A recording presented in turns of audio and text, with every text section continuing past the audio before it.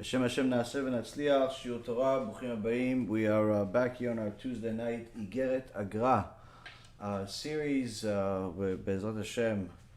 The Gaon of Vilna has been teaching us through his letter how the Chachamim literally had a map of the Torah inscribed in their own neshama, and thereby allowing us to copy that map and apply it in our lives to improve our lives.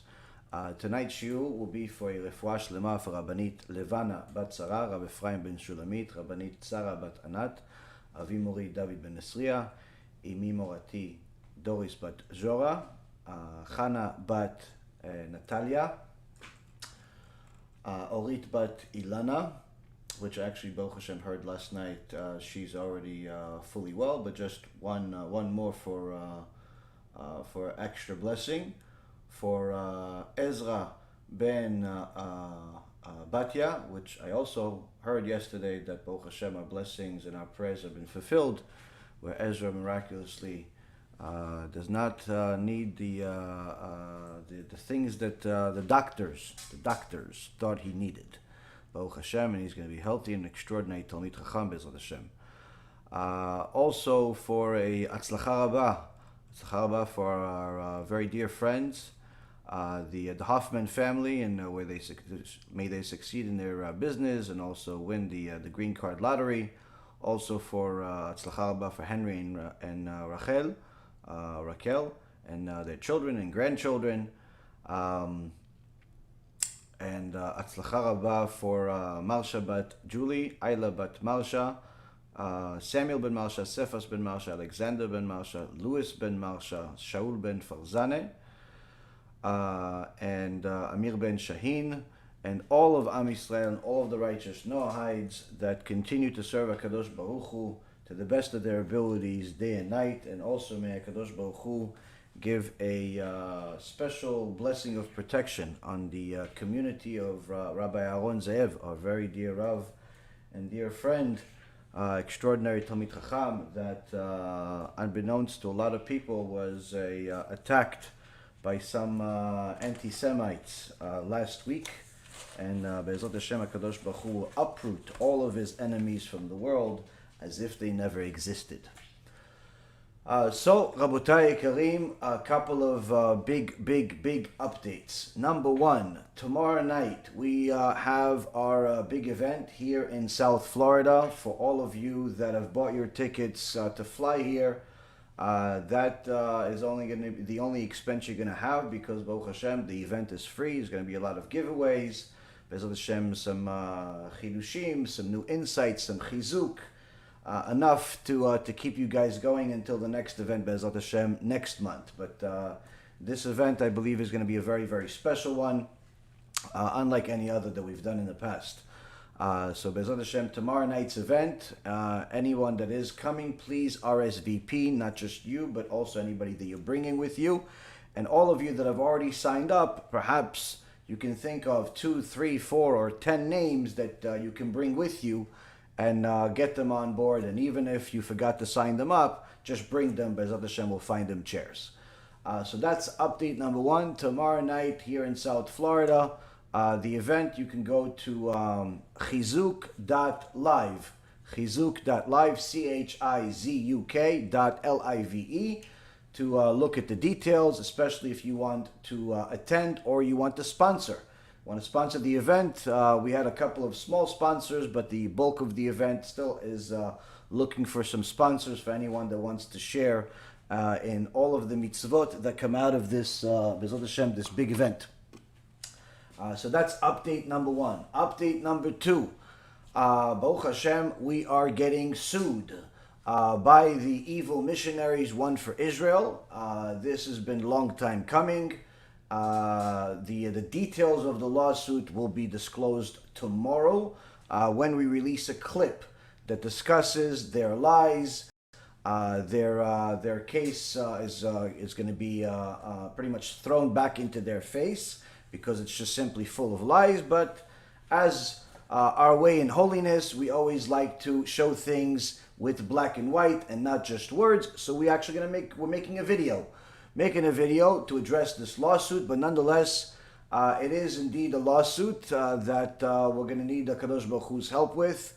We're going to need also to find ourselves a lawyer. If you are a lawyer that is zealous for Hashem and you're willing to help us, please contact us. If you're one of these lawyers that's looking to get paid, hundreds of thousands of dollars or some retarded fee, don't even bother contacting us. I've already spoken to a half a dozen of those, and I'm not interested. So anyone that's interested in actually helping us defend a foolproof case is welcome to. B'ezrat Hashem, we're going to actually sue them as a result of this, but nonetheless, we still have to deal with this thing, and it's a expense of time, money, and so on. But Baruch Hashem, everything is good. Everything is good, and even Gehinnom is good, and that's what the topic is today. Why Gehinnom is good? People many times that haven't watched enough of our lectures, perhaps they only watched a few clips or a few clips of the clips, and they simply run and to conclude who we are and what we are. They portray us as the scary rabbi, the scary teachers that are extreme, that are fanatic, even though anyone that actually studied our shulim over the years, which Baruch Hashem, there have been many rabbis, avrechim, talmidei yeshivot, baalei tshuva, converts, all types of people have studied our shulim. Many of them, Baruch Hashem, still to this day continue to watch our shulim on a regular basis, have told us that all we teach is basic level Judaism. So how is it that we teach basic level Judaism, and yet there are people that call us fanatics and crazy and so on? Why? Because they don't like the part about Gehinnom. They don't like the part about kafakela. They don't like the part about chibuta kever. They don't like the part about tikkun brit and all the punishments that will happen to a person in this world and the next for violating their brit, violating Shabbat, desecrating Hashem's name, bringing missionaries to a synagogue, doing all these things. They don't like that part. Yeah, but that's what the Torah says. HaKadosh Baruch Hu destroyed the world at the time of Noach. What do you think? He was joking? He destroyed an entire city, Sodom and Gomorrah. 2 different cities. What do you think? He was kidding? He almost annihilated all of Am Yisrael at Mount Sinai in last week's parasha. What do you think? He was kidding? Parashat Bechukotai, Parashat Kitavo, Parashat Ha'azino. These are all parashot that are full of curses, full of scary stuff. What do you think? He's just having it there for show? We had tragedy after tragedy for the last several thousand years. The destruction of the first Bet HaMikdash, second Bet HaMikdash, the Spanish Inquisitions, the pogroms, the libels, the blood libels, obviously anti-Semitism, all types of murdering that happened to us in England about 900 years ago, all types of murders on a massive scale all over Europe, of course the Holocaust. I mean, all of this stuff. What does everybody think about these stories? They just think that the goyim are just stupid and they just hate us just because? No, this is a rebuke from Hashem. Simple. That's what the Torah tells us. That's Gehinnom in this world. But there's also a Gehinnom in the next world. And the key is for us to know that both are good. Because everything that HaKadosh Baruch Hu does is good, says Rabbi Akiva. And so does his rabbi, Gamzu. Nachum Ish Gamzu is one of Rabbi Akiva's rabbis. At the end of the Gemara, Masechet Brachot, you have sayings from both of them, and they both agree that everything that the merciful one does is always the best, including Gehinnom. In fact, the teachings of Gehinnom you will learn early on, when you first study about a Gehinnom, is that Gehinnom was created on the day that Hashem said, very good. He said very good. Why? Gehinnom was created. How could Gehinnom be good? How could Kafakela be good? Malachei Kabbalah, destructive angels fling a soul from one end of the universe to the other while they beat it up. Rabbi Yehuda Ftaya in Luchot Mesaprot talks about the horrific things that happen to these people. How could that be good? Chibuta Kever, anyone that watched our movie, Chibuta Kever, if you're still not scared, you should watch it again so you get scared again. Why? It's going to happen. It's going to happen. Unless we all do tshuva. Everyone that understands what the message is from all of these things knows it's good and in fact yearns for more. But there are many others, unfortunately, that yearn for something else. Yearn for the opposite. In fact, they dread fear. They hate fear. I even had somebody ask me a question.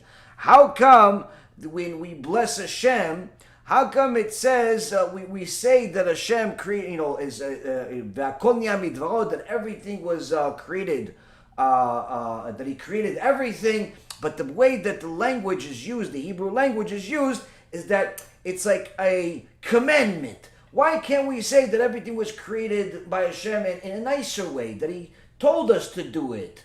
Because the commandments were commandments, not suggestions. And therefore, when we know the difference between a commandment versus a suggestion, we realize why Gehinnom is not only good, but it's necessary. It's necessary.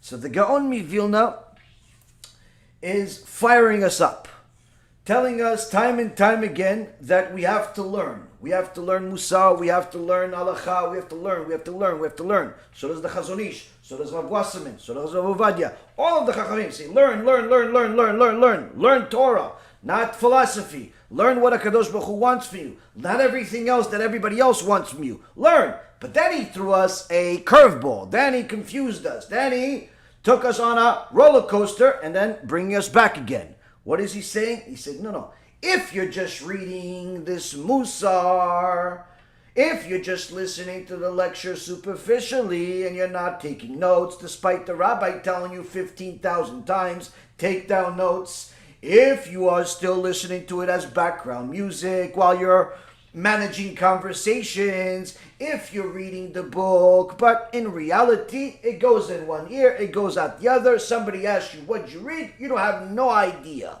But you have a lot of books in your library that you could tell people, yeah, I read that one. I think I read that one. You think you read that one? If you read that one, you should pretty much have it imprinted in your mind. I don't mean memorize it, but imprint it in your mind of what kind of impact it had on you. If you think you read it, that means that you simply wasted your time. And that's what the Gaon of Vilna says. Chas v'shalom, that you just read Musar books. Chas v'shalom, God forbid, you read Musar books and just read them. Why? That is a key to a tragedy unlike any other. Why unlike any other? If you have two cases, one guy learns Torah, he learns Musar, and he just reads. The other guy doesn't learn anything, just goes, has a good time, boyfriends, girlfriends, dogs, cats, whatever is in his way, he tries to acquire.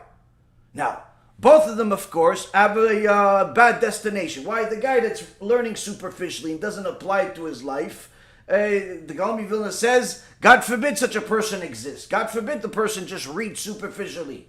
Where's he going to go? He's going to think he's righteous, but in reality he's wicked. He thinks he's righteous because he read a bunch of books, but the second that his wife gets him mad, he gives her a right and sometimes even a left. The second somebody crosses him on a highway, he curses them, their mother, and every descendant that ever came from them. What happened? You learned Musar. Yeah, I learned Musar, but at the moment of a test, I forgot. Oh, you forgot. And then there's the guy that doesn't learn. That guy that doesn't learn is not as big of a tragedy. Why is he not as big of a tragedy? Because the guy that doesn't learn doesn't really expect much. He doesn't expect much. Nothing is expected from him. No one is saying, oh, look at that guy Itzik that never learned a day in his life and how wicked he is. Nobody really thinks that he's going to be righteous. He's just Itzik. He's just Shmuel. He's just David. He's just some guy out there that nothing is expected from him other than, I don't know, just be a normal human being without killing anybody in your way. Hopefully. The other guy that learned, wears a yarmulke even, perhaps even has a beard, attends shul once in a while, he learns a few Musar books. That's the tragedy. Why is it a tragedy? Because he thinks he's righteous, and thereby he thinks he's doing good, and he thinks that good is going to come his way. And lo and behold, one day, the time is up after 120, and he goes up to Shamayim and Hashem says, oh hey, Shmuel. Yeah, we've been waiting for you. Okay, so we have a whole VIP list. You're on it. Oh, he's like, oh, yeah, thanks Hashem. Wow, great, I appreciate it. Oh, no, you're going to appreciate it a lot more in a second. Yeah, you have Hitler, Osama bin Laden, Saddam Hussein and even Gaddafi. Gaddafi, they're all in the same plate. Well, wait. What do you just said VIP. Yeah, VIP. You're going to be with them. What do you mean? Wait. Did Saddam Hussein do tshuva? Was he really the one that wrote Mesilat Yesharim? What? What's going on? No. He didn't write Mesilat Yesharim just like you didn't read it. No, but I read it. No, you didn't read it. You read the words, but you didn't apply it to your life. You read the words, but you didn't apply it to your life. And when you didn't apply it to your life, there's no bigger tragedy than that. Because you lived your entire life deluded, thinking that you're one thing, and in reality, being something else. So the Gaon of Vilna is saying that there is a very big danger. Why? It's in essence, it's like a spiritual cancer that is silent unless the person himself searches out for it. No other doctor can find it. No one can diagnose it except the person himself. By doing self-accounting, by doing cheshbon nefesh, looking deep into his own heart, looking deep into our own heart. Why are you publicizing things on the internet? Are you publicizing Torah on the internet because you're looking for somebody to think that you're smart? Are you publicizing things on the internet that look like Torah because you want people to think that you're religious? Are you publicizing things on the internet because you want everyone to know that if there's a question, they can come to you? Is that why you're publicizing things on the internet? Oh, so you're looking for kavod. You're looking for honor. Perhaps you should get off the internet. What do you mean? But I'm spreading Torah. No. You're spreading gaiva. You're spreading gava. You're spreading pride. That's what you're spreading. Right? You send everybody pictures of your Shulchan Shabbat. Show everybody how beautiful your Shulchan Shabbat is. Why did you do it? Did you do it because you want to show off how beautiful your house is and the $3,000 chandelier and how nice each one of those $500 chairs are with the beautiful golden plates to show everybody you're well-to-do, you're doing okay. Perhaps this could happen to somebody, to you, the viewer. You should like my video. Maybe I'll even bless you. Is that why you're doing it? Or you're doing it with the intention of showing people all of my honor, all of my resources, all of it is for Hashem. All of it is for Hashem. The house that I bought, for Hashem. The car that I bought, for Hashem. The books, I study them, for Hashem. Everything is for Hashem. It's good to have good, but you need to know how to use good.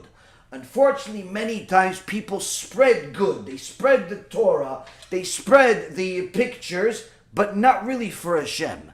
They spread it in order to earn some type of respect, some type of honor, some type of popularity. And thereby they fall into the trap, not realizing that they have a spiritual cancer that even their viewers cannot diagnose. Only they themselves can find it and uproot it.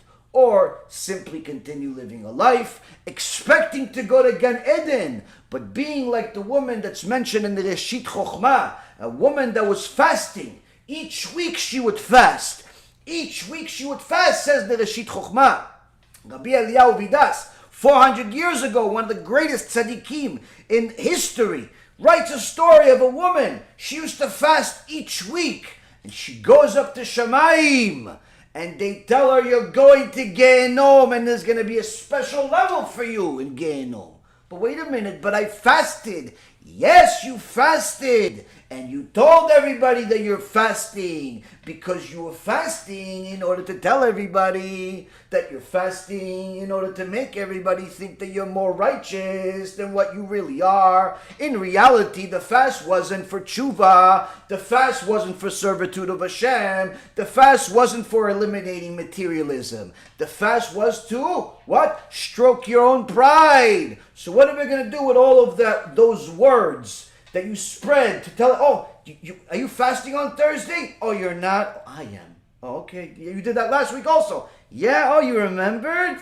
Well, yeah, you've been telling me every week, every Wednesday, you've been telling me if I'm fasting. You keep calling me, asking me if I'm fasting, and every week I tell you I'm not fasting. And every week you pretend like you didn't know that I'm not fasting just to tell me that you're fasting. Oh, really? I didn't notice. Oh, you didn't notice that you keep telling me that you're fasting? You didn't notice that you keep telling me of how, you're the most righteous person on planet Earth? You didn't notice? Well, we noticed. In Shemayim they noticed. And they took that woman, says Rabbi Eliyahu Vidas, and they made her ear into the part that holds the door to Gehinnom. Why? Because all of the servitude that you had was for the sake of gaining respect, gaining honor, looking righteous. So we see here that not all good deeds get reward. Sometimes the good deed deep inside that HaKadosh Baruch Hu sees everything is really a bad deed. It's really a person serving themselves. Says the Gaon of Vilna, Rabotai Yekarim, if you are only looking at the words of Musar superficially, it is a tragedy for all of us, myself especially. It is a tragedy if we do not apply these words. A tragedy. No different than any other great Holocaust that has happened to our nation in general. Why? Because a person could literally live a lie their entire life thinking that it's true. Thinking that it's true. One of the most horrific things that a person can see is when a person realizes that their entire life is just one big ball of falsehood. Part of it is good because many times you see people that hated Hashem all of a sudden fall in love with Hashem. People that were against Hashem, against Torah, all of a sudden adopt Torah. People that were living falsianity, idolizing some human being that was a piece of garbage pretty much. That this guy, they idolized him, they made him into some god, they formed an entire religion around him, and they realized this is idolatry. So then you show them this is all falsehood. You show them a Rabbi Mizrahi debate. You show them Rabbi Tovia Singer debates. You show them perhaps a few of my own shiurim. You make the person realize that's the truth. Everything you believed in for the last 30, 40, 50, 60, 70 years is complete falsehood. And you see those people that accept the truth crumble in front of your eyes initially. They crumble. They don't shine right away. They crumble. Why? Because although they see that what they believed is false, adopting the truth is a transition. So in between that transition of accepting that what they believed, what they stood for, what they lived for is false, to adopting the truth, there's a transition. There's a gap. That gap is death on earth. That gap is Gehinnom. Why? It's emptiness. It's nothing. You start thinking that God doesn't exist. You start thinking that if he exists, he hates you. You start thinking all types of crazy thoughts. It's the worst thing in the world, but it's necessary pain. It's necessary pain. And anyone that knows that people that have gone through this transition, either people that were tough Baalei Tshuva or converts, especially people that came from the church itself, and they convert to Judaism, they go through this transition. Many times they go through a painful transition. And from an outside perspective, you feel bad. You feel their pain, but you're happy. Why? Because you know that good is ahead. So sometimes that pain is good. Sometimes that pain is necessary. Good things are coming. But everyone has to know that not all pain is good. Sometimes we're inflicting the pain on ourselves, because we simply do not want to evaluate ourselves. We want to evaluate everyone else. We want to look at everybody else. We want to criticize everybody else. We see the wrong in everybody else. We do not see anything wrong in ourselves. As the Gemara in Masechet Shabbat and many other places says, "En adam roeh chova be'atzmo." A person does not see an obligation, a deficiency in himself naturally. Why? Because he thinks, listen, if it was bad, surely I would recognize it. But the truth is, you wouldn't. Naturally, you would not. Why? Because a person is not naturally going to dissect his own actions.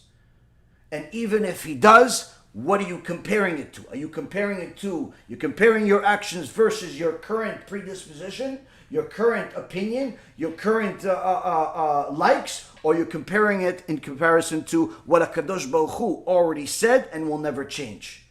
What are you comparing it to? So that's the thing. There are a lot of people out there that reflect, but what are you reflecting against? What is your truth? What is your truth that you're comparing against? What's that blueprint that you're comparing against? If your blueprint is full of falsehood, it's full of things that are biased, it's full of things that are against Hashem, guess what? The blueprint is wrong, so there is no chance of you doing good ultimately. It's always doing whatever serves you. So the Gaon of Vilna says, how could it be that a person will learn the Musar books and still stay at a church, will learn the Musar books and still be part of communities that are against Hashem, have best friends that are openly homosexual, have relations with people that are atheists and express their atheism openly and proudly? How could a person that reads and learns Musar, watches Yaron Reuven on the internet on a regular basis, but continues to drive on Shabbos? How could it possibly be? The Gaon of Vilna gives us two reasons. But today he's going to give us a deeper explanation of something that's even worse than those two reasons. Something that is fundamental. Something that is fundamental that we need to add to those two reasons. What is it, Rabotai? He says to us that some people just read it. Just read the Musar Chas v'Shalom. And he gives us a couple of allegories of what he compares it to, of how it's like compared to someone who sows seeds without having plowing them, where the wind will snatch these seeds, or someone that sowed but he didn't seal the field. So both of these are disasters. Both of these are disasters. Why are both of these disasters? Because the guy that's sowing the seeds, but he's not plowing, the birds are going to come and eat it. The guy that is sowing the seeds, plowing them, but he doesn't have any fence, any protection, surely the animals are going to come and eat it anyway. Different animal, but not the same animal, but nonetheless an animal will come. This is like the Gaon of Vilna says, the two reasons of why Musar doesn't work for certain people. The first guy that just listens to the lecture, reads the book superficially. It doesn't affect his life. A husband came home 15 minutes late, she wants to divorce him. The kids don't want to eat what she made for dinner. She wants to hit them so they can remember it till next week. Why? Why are you losing your mind? Okay, certain things are annoying, but does it really warrant such a craziness? Such anger? Such rage? Okay, so you don't get along. Fine. Can you find a way to get along, or you just want to kill each other? Don't you watch Musar? Don't you read the books? Yes, but I don't know, it's not helping with this case. No, it's not that it's not helping with this case. It's that it's not helping with anything because you're not using it the right way. You have a hammer, but you're using it as something to perhaps hold up some of your clothes up. You have you have tools, but you're misusing them. This is like a person that has the seeds but is not plowing them. A person that learns Musar, learns, but does not have any intention of actually applying it to their life. That's one of the first poisons that a person feeds themselves. Study Musar without an intention of internalizing the lessons. The second one is that he did study Musar and he did intend to internalize it. But he still failed. But she still failed. Why did they still fail? No plan of attack. Oh, I want to do what the rabbi says. Good, do it. Oh yeah, I guess I got to do it. Well, yeah, I mean, why are you going to sleep at 5 o'clock in the morning? How are you going to go show up to work? How are you going to show up to the Knesset? How are you going to pray? How are you going to learn? Why are you still playing all these mumbo-jumbo video games on the internet if you're planning on doing good? Oh, yeah, I guess I got to change my schedule, huh? Well, I don't know. That's at least the first step. Person has to have a plan of attack. Sometimes a person has the right intentions, but no plan. This is like the person that sowed the seeds, plowed the field, but didn't put a fence. Well, he still exposed himself to the same behavior he had before he learned. Same thing with people that they are frum, but they socialize with people that are not frum. But not socialize like hi-bye. Socialize like they go to their houses, let's have a drink, they bring them over, they have their kids play together. Oh yeah, but he's my cousin. Why, you don't want me to see my cousin? I don't care if you see your cousin or not. You should care. Why? Your cousin is against God. Your cousin hates God. Your cousin even has a blog that's against God. And you think it's okay for your kids to play with his kids? What do you think? What kind of fruits do you think he's going to create if that's what he believes and that's what he does? Your friend, your cousin, your uncle, your father even is an enemy of God. You can't socialize with people like this. Yeah, but it's a wedding. Everybody's going. Okay, everybody except you. Why can't I go? I'm not going to socialize with them. If you go to a perfumery, whether you like it or not, you're coming out with a few new smells. It's just a reality. It's just a reality. So a person that thinks that they can waltz around society, hang out with whoever they want, talk with whoever they want, listen to whatever they want, watch whatever they want, but think that the teachings of Torah, teachings of Musar, that's what's going to save them, you're incorrect. You're incorrect.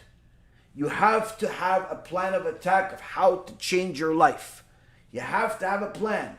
If you don't have a plan, then unfortunately you have a very, very serious problem. What is it like? There was once a foolish villager, came into the market, came into town, and he's in town, he sees all types of new things he never saw in his life, and all of a sudden, he hears a siren. Woo, woo, woo. He doesn't know, whoa, what's going on? What is that? What is that, music? What is that? What is it? And everyone's looking at this confused villager. Sir, are you okay? Yeah, what is that music? Oh, no, sir, that's not music. That's a siren. Siren. That's that siren. What is a siren? Tell me what a siren is. Why do you have it? Oh, see, we have a system where we have this siren, but as soon as the siren comes out, as soon as it's the sound, that tells us there's a fire. And as soon as there's a fire, we need obviously to take it out because it's danger. So the firemen come in and they take out the fire. Wow, that's amazing. Where do I get one of those? What do you mean, a siren? Yeah, I want to get one. How do I get one? Well, you can just go to the manufacturer. Where's the manufacturer? Oh, he's this street, that street. So the foolish villager goes to the manufacturer, says, yeah, I want one of them sirens. Excuse me? I want a siren. Actually, you know what? How much is it? Says $200. All right, you know what? 5. Give me 5 of them sirens. Okay, sir. We'll get them ready for you. To get the sirens ready, put it on his truck. The villager goes back to his town, happy as can be, like he just won the lotto 5 times. Shows up to his town. Everybody in his town is very similar to him. Never seeing a Rabbi Yaron Reuven lecture. Never learning any type of Torah. Never learning any type of science. Never learning any type of anything. But they see the truck. They see something in the back. And they all run to the truck. What do you got there, George? And he say, well, I got the cure for everything. Do you? What do you have? I got the siren. Siren? What is this siren? You'll see. I'm going to connect them. We don't even have to connect them electricity to it. Oh no. What do you got to do to it? Just you'll see. Somebody taught me how to do it, how to build it, you're going to see what it does. Okay. They see these things. No one really knows what they do. But everybody's just watching them. Whole day passes, nothing happens. Sure works? It works, don't worry. Another day passes. Well, guess what? After a few days, fire broke out. Little George pressed the siren. And guess what happened? Woo! Woo! Everybody's like, whoa, what is this thing doing? He goes, don't worry. Blessing's coming. What blessing's coming? You're going to see. What's coming? There's a fire. Get out of the... No, don't worry. No, I'm going to go help I'm going to go put it out. Don't even waste the water. Siren's going to take of it. What? The siren, it's going to take care of it. You're going to see a blessing. Everybody's looking at the siren, making a lot of noise. No one knows what's going on. The building is burning. The house is burning. Before you know it, The burning is consuming half the town. Everybody's angry at George. You fool, what are you doing? What are these stupid sirens you bought us? You told us not to take out the fire because you have a siren. The siren didn't do nothing. He says, I don't know, maybe they sold me a bill of goods. They lied to me. The whole town shows up to the manufacturer in the market. Says, you better have a good explanation of why you sold us bad sirens. He says, I didn't sell you bad sirens. Did they make a noise? He says, yeah, they make a noise, but nothing happens. What do you mean nothing happens? They make the noise. Yeah, but nothing happens. Well, what do you want to happen? Well, I was told that once the siren goes off, truck comes, firemen come, they take out the fire. And fire happened, siren went off, no fire truck, no fireman, half the town got burnt. So the clerk was a little smarter than the villager. He said, George, your name? Yeah, George. Do you have a fire department that you corresponded with, communicated with to let them know about the siren? He goes, don't change the conversation. Tell me why the siren didn't work. He goes, no, this is not changing the conversation. The siren has to communicate with the fire department. Did you connect it with the fire department to let them know that that's what it means? That's the whole message? Because if you didn't, all it is a noisemaker. What does it have to do with what we're talking about? Rabotai Yekarim, HaKadosh Baruch Hu can send each and every single one of us a personal message. Have Yirat Shamayim. Do more chesed. Be more kind to people. Be more understanding. Stand up for the emet. Love HaKadosh Baruch Hu. Withstand the tests. Learn more. Do more. That's the siren. That's the noise. Up and down. Sometimes a noisy lecture. Sometimes it's quiet. Sometimes, just like the siren. Goes up, goes down. Goes up, goes down. But if you're not connecting that siren, you're not connecting those shiurim, that Torah, that musar, to some type of action, all it is noise. All it is noise. It'll do nothing for you. It'll do nothing for you. All it will do is give you that initial good feeling like George the Fool had. George the Fool had a good feeling when he brought 5 sirens to his town. But later on, he got a grave disappointment. Let's not be those people that live our life where we just hear. We hear the truth. We hear it. Yeah, have more Yirat Shamayim. Fear, fear, fear. But the second a test comes, we break apart. We crumble. Well, what happened? Why did the siren work? The siren has to be connected to a fire department. It has to be connected to your neshama. It has to be connected to your lifestyle. It has to be connected to your decisions. You can't just have the sounds made in your ears and do nothing. Many people, the Gaon of Vilna says, many people could have that siren inside their house for years, but it does nothing for them other than making them believe that they're safe. Making them believe that they're okay. It's important for us to know that the fire department, part of the story, the actions we apply to our life, is what the Gaon of Vilna was initially scared of. A person could read a Musar book, could hear a fiery lecture, and do nothing. But then there's something worse. Then there is something even worse that he elaborates on today. He says, "V'yesh shezore'a al ha'even, והוא לב האבן שאינו נכנס בו כלל.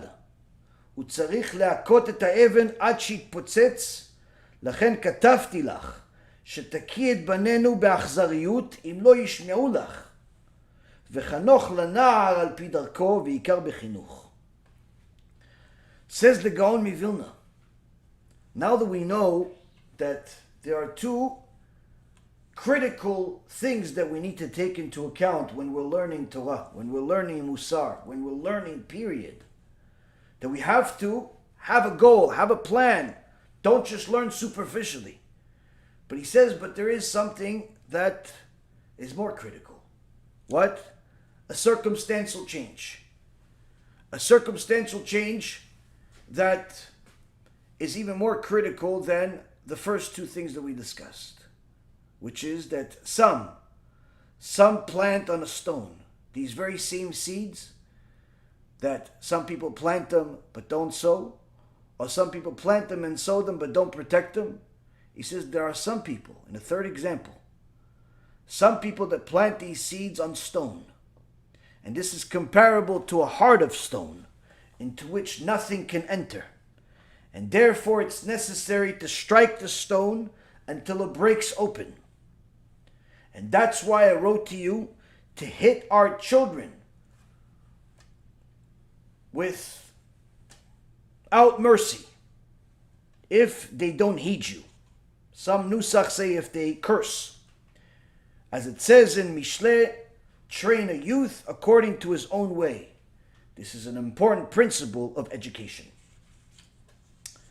So here we see that the Gaon of Vilna goes in another direction, elaborating on a point that perhaps is going to bring us to where we need to be. Because so far, your average person could say, listen, I'm not sitting here watching you for 2 hours because I don't have any intention of applying it to my life. And then another person could say, okay, maybe I wanted to apply it, but I didn't have a plan, so now I will have a plan. So how does this shiur have anything to do with me about a heart of stone?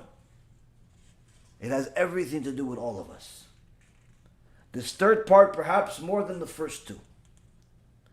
This third part more than the first two because he brings us a allegory to tell us that sometimes we're planting, but we're planting in the wrong place.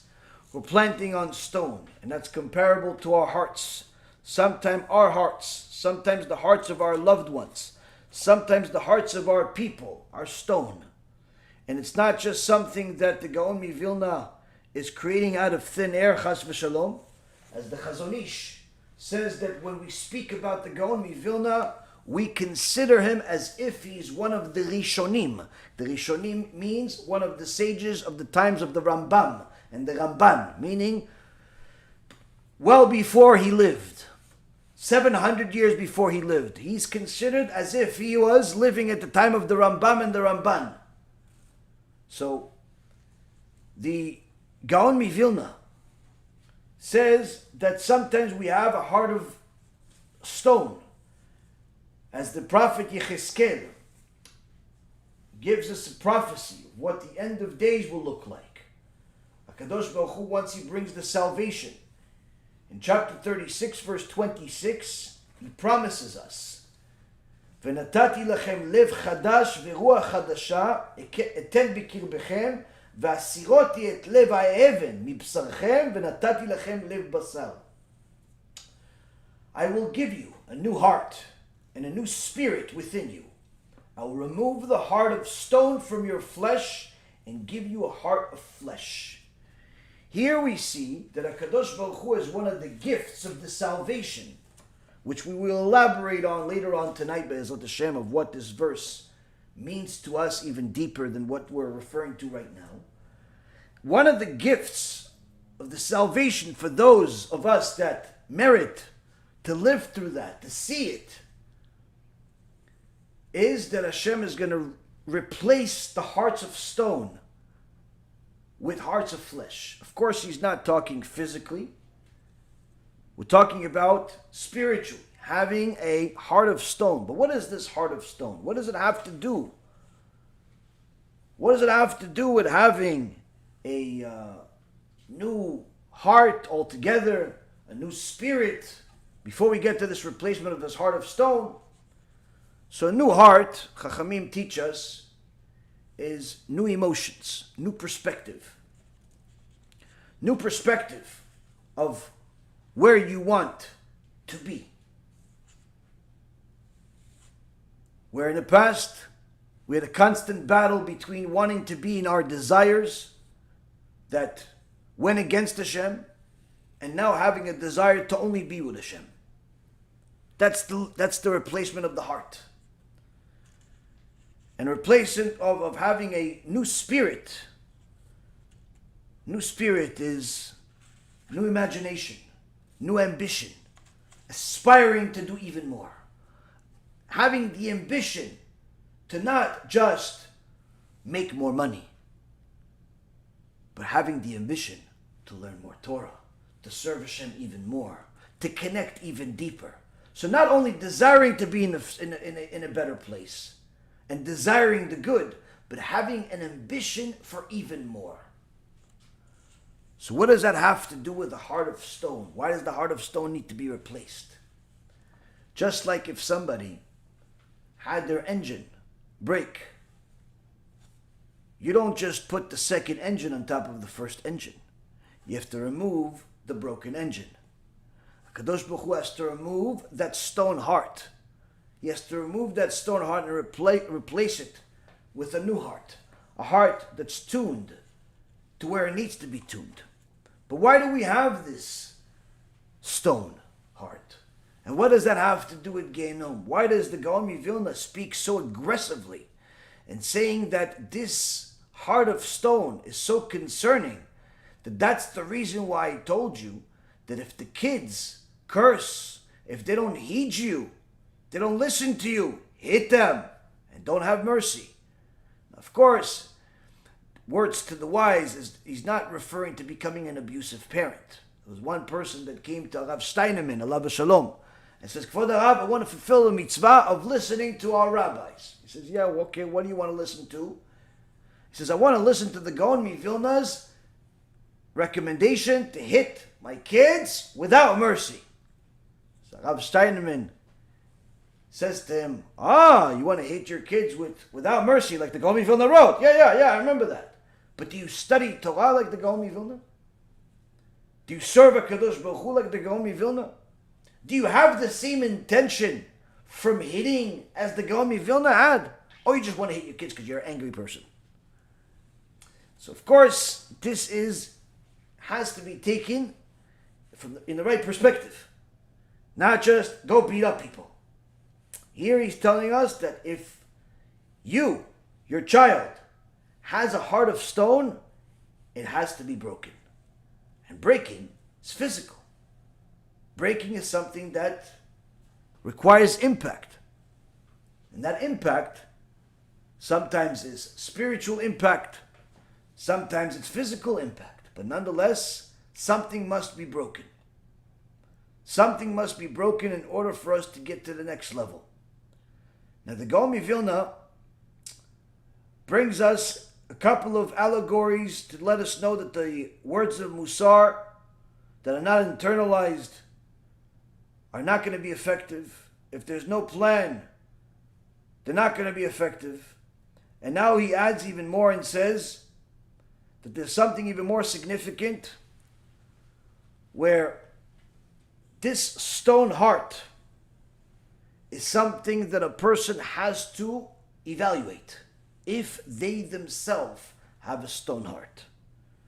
Because if you listen to Musar and you have an intention to internalize it, and you even have a plan to internalize it, but you see nothing is changing, you, my dear friend, have a stone heart. It may be only a stone heart in one aspect, for one desire that you have. Like some people tell me, if God didn't want me to waste seed, why did he create me with such an addiction? If God didn't want me to be homosexual, then why did he make me like same sex? If God didn't want me to eat non-kosher, then why did he give me a house that is right next door to the best non-kosher restaurant in town? If God didn't want me to marry this non-Jew, then why did he make me fall in love with this non-Jew? God didn't make you do anything. You followed a desire and you started doing it in such a way, started eating, started drinking, started performing, started internalizing it so often with such conviction that you started believing that this is what you need and not just what you want. This is what you are and not just something that you're addicted to. It's like Christianity and all other types of falsehood, where after saying the lies so many times, it starts to sound like it's true. And this is in essence what we sometimes do to ourselves, where we fall into the Satan's trap, going against Hashem, falling in love with some type of desire, a desire to oversleep, a desire to overeat, a desire to be intimate with the wrong people, or even with the right person, but at the wrong times. A desire that is against the Torah. And we do it with such conviction that we start believing that this is the right thing. This is where I need to be. Yeah, but the Torah says it's not allowed. No. You're not understanding the Torah. No, but Hashem says homosexuality is an abomination. Yeah, he was referring probably to people at Mount Sinai. No. The Torah is for eternity. Yeah, he's referring to people that live in Israel. No. Torah is for everybody all over the world. Our Talmud was written in Bavel, in Iraq. Yeah, but he's not referring to today's generation. Everything to have an excuse for. Everything to have an excuse for. What does that mean? They have a heart of stone. A stone that was created from the sin itself developing into a klipa. Each time a person performs a sin, there's a spiritual shell that encompasses their neshama. They make the sin again, another layer of the shell. They encompass they make the sin again, another layer. They make the sin and justify it, an even thicker layer.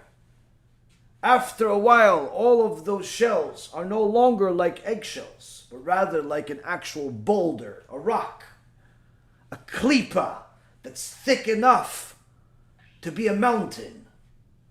A klipa that you cannot just simply say, listen, it's not good for you, and it'll break.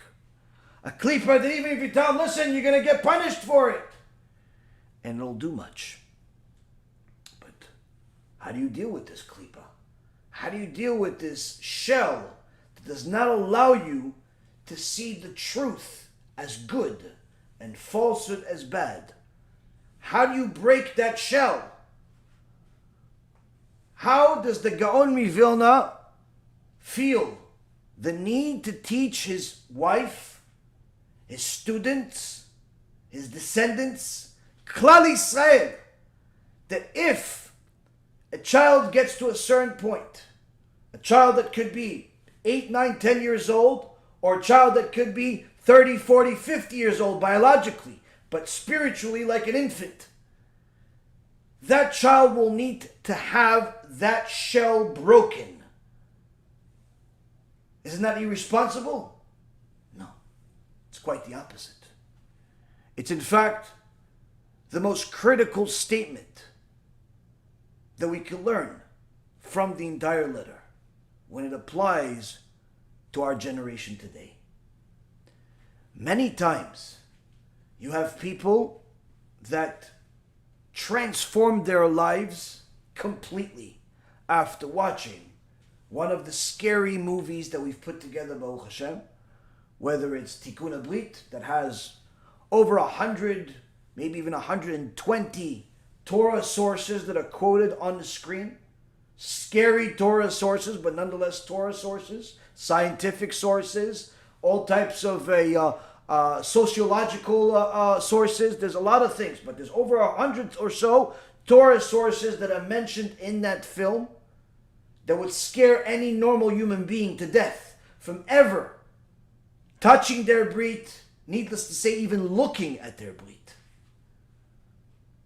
If you watch the movie Chibut HaKever, a person becomes so scared, or at least they're supposed to be, that they start figuring out, how can I start doing tshuva now? What do you mean? It's 12 o'clock at night. Yes, I need to do tshuva now. No, you need to go to sleep. No, I need to do something. I need to do tshuva now for something. A movie that has dozens and dozens of Torah sources that are scary of what happens after a person dies. But nonetheless, an effective tool to have people transform their life.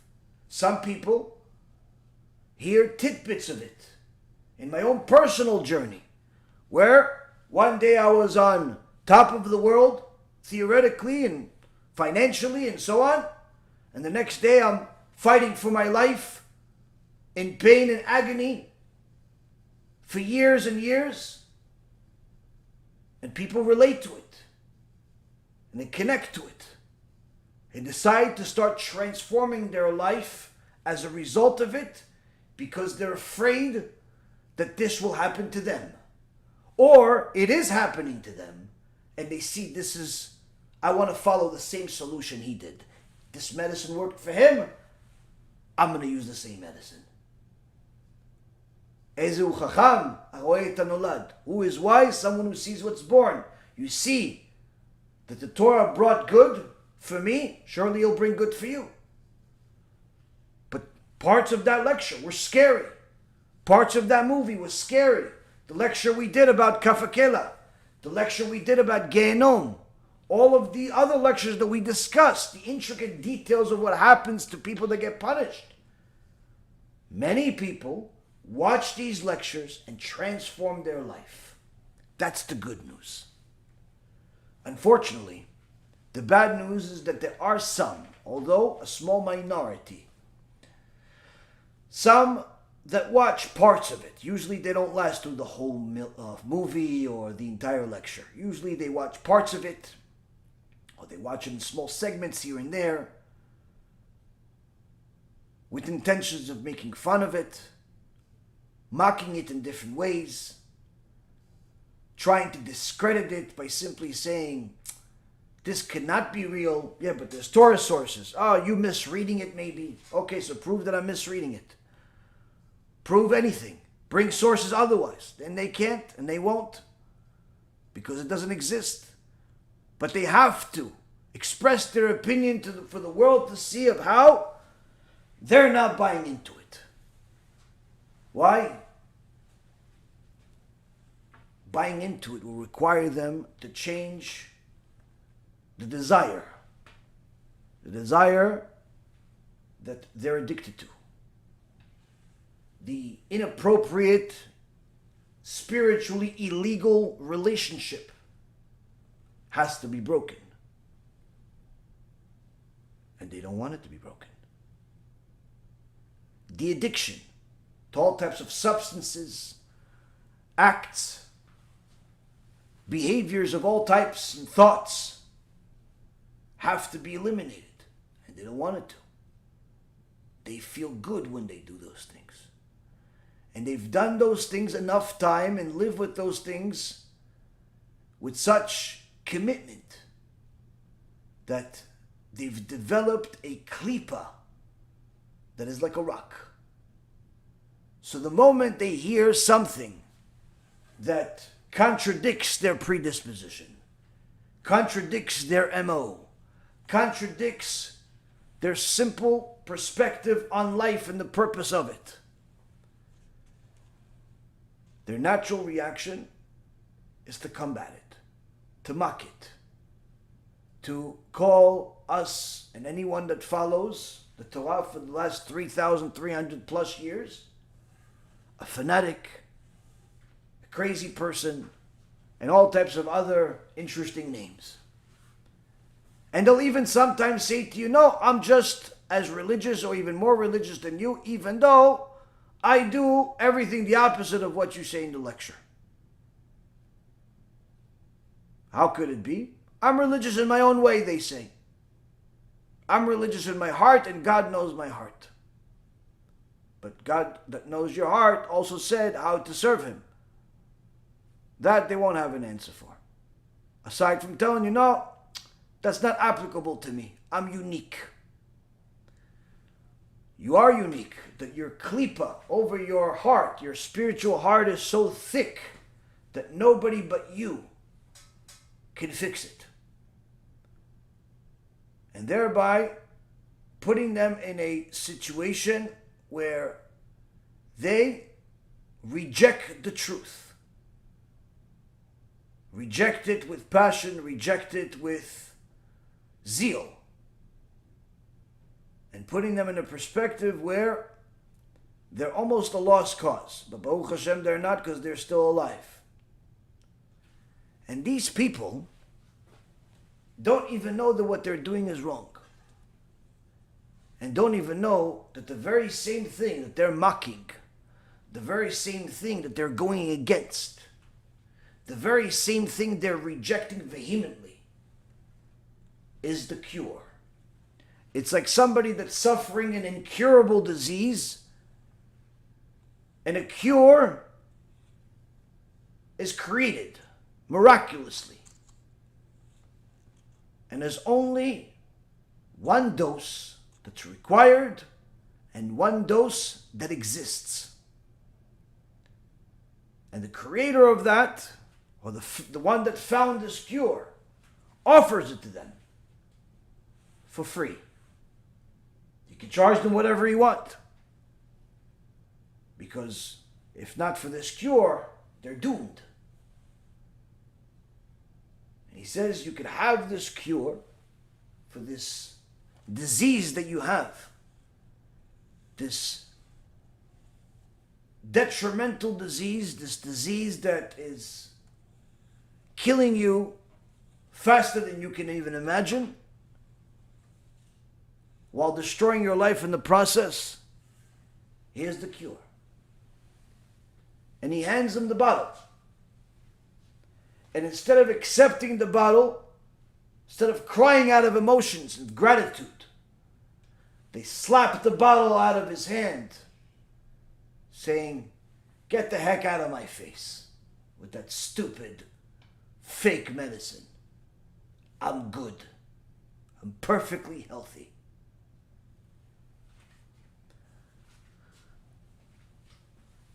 To their fortune, the real creator of that medicine could always create more, and does create more, and keeps giving them opportunities to take it, and keeps sending messengers that are willing to take the abuse just because they know that you are Hashem's child and are worth saving. And the bottle gets slapped out of their hand, and they get mocked, and they get insulted, and they get a lot of things, but they don't get a new customer, at least not you. All they get is headaches. Sounds crazy? That's life. That's the life that the leaders of Am Yisrael lived throughout all of the generations, from the time of the prophets all the way until today. Each one carrying the cure to the spiritual cancer of each and every single individual, big and small, carrying the free cure to the spiritual cancer of society at large, of the Jewish world, of the world of the Gentiles, of the world of female, male, child, and adult. Having the cure that everyone is more likely to slap out of their hands after insulting them and letting them know that, why are you even giving me a cure when I'm perfectly healthy? And they'll continue doing it day in and day out, because once in a while, somebody does take the cure. The problem is that it's really not one dose. It's one dose to start, and then continue treatment. And that dose is very painful. The dose is very painful because the dose of truth to a person that's committed to a world of lies is that person not only accepting that initial pain, but accepting to continue reopening that wound on a regular basis until all of the filth, all of the spiritual infection is manually uprooted from their neshama, manually uprooted each and every one of those layers from their heart to the point where it doesn't exist and there is no side effects. There is no recollection, there is nothing. Now, of course, most medicine doesn't usually work that way, but HaKadosh Baruch Hu's medicine does. Which means that this deliverer of the truth, deliverer of the medicine, has to have no less commitment to distributing the medicine than the person that is willing to take it. And that's not that's not easy to find. As Rav Yitzchak Blazer, Alav Shalom, one of the Talmidei Muvakim, the head Talmidim of Rabbi Yisrael Misalant, wrote in his Or Israel that there is a spiritual disease with only one cure. But virtually nobody wants to be the doctor. It's a disease. He says there are many diseases and there are many medicines. And there are endless amount of doctors, more doctors than there are medicines for the physical ailments of society. Whether it's a sneeze or an earache or a stomach flu. For each ailment, there are multiple cures and even more doctors looking to distribute it. But the spiritual disease, he writes, the spiritual disease has only one cure. And hardly anyone wants to be the doctor. You see, Rabotai, the ones that are not so sick don't usually require the hard medicine. But we live in a society that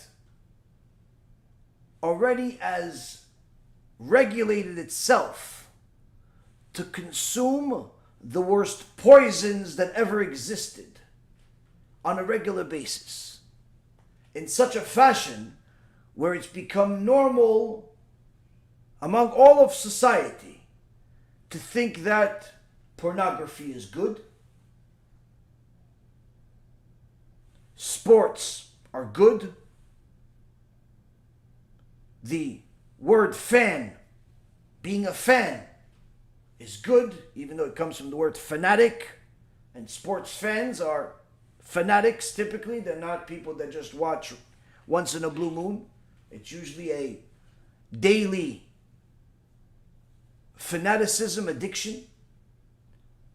Drugs, perfectly fine if you can handle, because they compare it to things that are permissible and not as detrimental at first, like alcohol. And they say, oh, what why can't I have a kiddush cup and do kiddush, and I can't have some marijuana, and I can't have a line of coke, and I can't have this, because the two are two different things. No one is going to get drunk off of a few sips of the kiddush cup. And drinking from the kiddush cup is a mitzvah that the Torah commands, that the HaKadosh Baruch Hu instilled into the world. It's part of the tikkun olam. You smoking marijuana is not tikkun of everything. It's just a destruction. There is no mitzvah, and even one puff can affect your mentality. And in some cases, certain drugs, one puff can simply end your life. But no one is going to die from a sip of alcohol or wine that you drink in kiddush. But of course, the people that have the bias, the people that have the addiction, whether it be addiction to marijuana or addiction to some other type of drug, they're not going to look at things that way. Why? because it negates their reality, negates their desire, negates their addiction. Same thing with people that are addicted to corrupt business. They're addicted to being corrupt in business.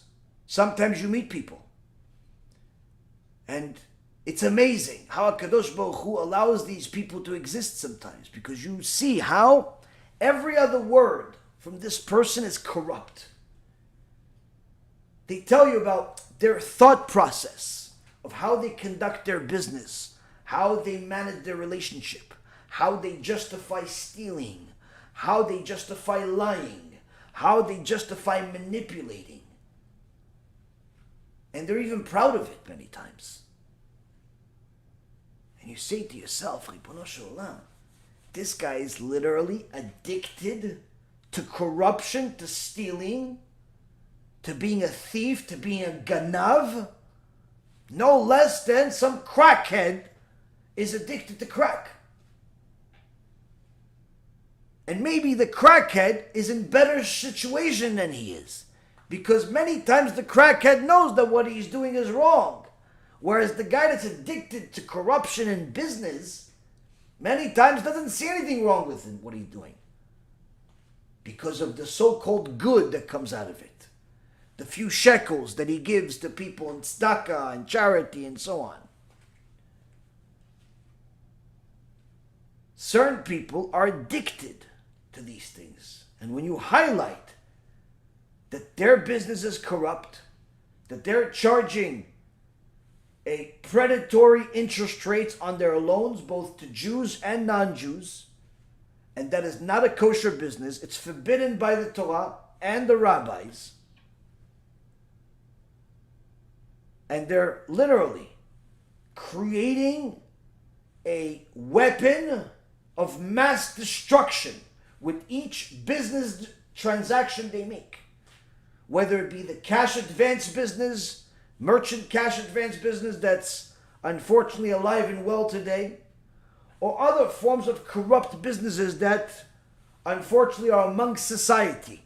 These businesses, with each transaction, if a Jew is behind the wheel, that Jew has to know that every single transaction that they make, every dollar they make, every receipt that's issued, every invoice they sign, every contract is giving Amalek more strength, both spiritually and physically. And people will suffer severely as a result of each and every one of those transactions. And if they think that it's not a big deal, after you show them Torah sources that say otherwise, then you know that they're so addicted to this corruption, they're so addicted to materialism, they're so addicted to winning an argument, even if their side is full of lies. They're so addicted to fast money. They're so addicted to the filth that they've developed a spiritual klipa that deters them from anything that contradicts their life, makes them see the truth as false and the falsehood as true, makes them see the sin as positive and the mitzvah as negative. And this is not a new invention, but rather something that our sages elaborated on. And the Mesilat Yesharim was one of the sages that elaborated on it in his famous Sefer, the Ramchal, the famous Sefer, the Mesilat Yesharim, Path of the Just. In chapter 3, called The Elements of Vigilance, the Mesilat Yesharim tells us and elaborates on this point. And he says that the Gemara in Masechet Baba Batra, page 78b, brings a verse from the Torah, from Sefer Bamidbar, chapter 21, verse 27, which says, Al ken yomru ha-moshlim bo'u cheshbon. Therefore the allegorists said, come to cheshbon. And therefore those who rule over their evil inclinations say, come to evaluate the balance sheet of the world, which is a play on the word cheshbon, which is really referring to an Amorite city, but also means a balance sheet, where the Baalei Musar, the people that want to get closer to Hashem, the people that are looking to serve Hashem, say, come and let's do an accounting. Let's do an accounting on the world. Which world? First of all, most, our own personal world. And start evaluating the loss of a mitzvah versus the gain of a mitzvah. The gain of a transgression versus the loss of a transgression. What is the ramification if I do a mitzvah? What is the ramifications if I don't do a mitzvah? What is the ramification if I make a sin? What is the ramification if I avoid a sin? Many people don't realize that avoiding a sin is a mitzvah that is so great that it's even more significant than a positive mitzvah. Where to avoid a sin, you are expected from Shamayim to expend all of your resources just to avoid it. Whereas a positive mitzvah, to do a positive commandment, there's a limitation of how much you're expected to expend in order to fulfill that mitzvah. So, the people that are looking to serve Hashem are saying, let's do an accounting, an evaluation. What does each one of my sins cost me really? What is each one of my mitzvot really yielding? And this, the Mesilat Yesharim says, this is because truthful advice of this nature can only be given and can only be appreciated by those who have already freed themselves from the control of the Yetzirah, the Satan, and rule over the Satan himself. Because one who remains imprisoned by his own evil inclination can neither see nor grasp the truth. His evil inclination literally blinds his eyes, and he is like one who walks in darkness and cannot see the obstacles before him. And it says, for the darkness of night can lead to two errors. Which two errors? Two errors of judgment. One, it will blanket the eyes so that the individual will not see what's before them. Or it'll deceive the person, like a pillar appears to him as a person, and a person as a pillar.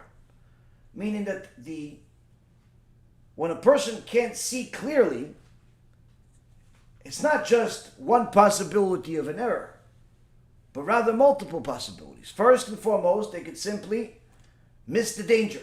There's a danger right in front of them. They're simply not paying attention. Not paying attention. They don't realize that there is tragedy coming straight at them. Why? They're too focused on the mountains. Yeah, but you're standing on train tracks and there's a train coming at you. They don't realize the train's coming at them. On the other hand, there's another form of tragedy, which is their blurred vision makes them see the wrong thing. Where they wave to somebody that they see, oh, it's my buddy.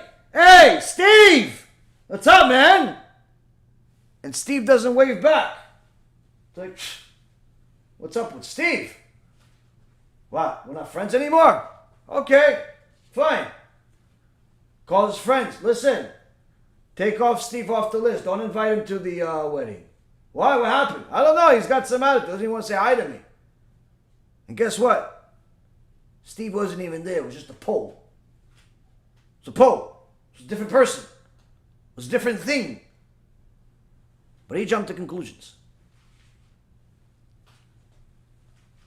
So when a person does not have control over his Yetzer Hara, his evil inclination, has not overcome him, he's subject to a lot of risks.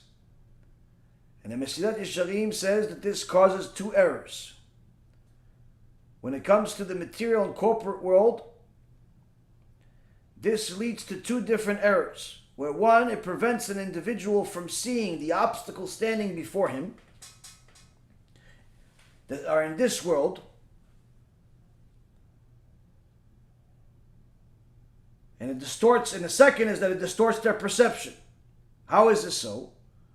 First, when it comes to not seeing the obstacles that are in this world, it's like the fool that walks confidently, stumbling and perishing without any prior awareness of fear. As Shlomo HaMelech described in Mishle, in Proverbs chapter 4, verse 19, the path of the wicked is like darkness. They know not on what they stumble. Or he said that the clever person saw wrongdoing and concealed himself. And the foolish person committed the transgression and was punished. Or that the fool is filled with transgressions, but yet he feels secure. This we see many times among heretics. Heretics that do not see anything wrong with their heresy. Them saying that there are contradictions in the Torah. Them saying that the law does not apply to them or to people because they don't live in Israel or they're not at a certain level, or people that simply ignore the law altogether, thinking, oh, I follow other laws, which is what the Christians have been saying for 2,000 years.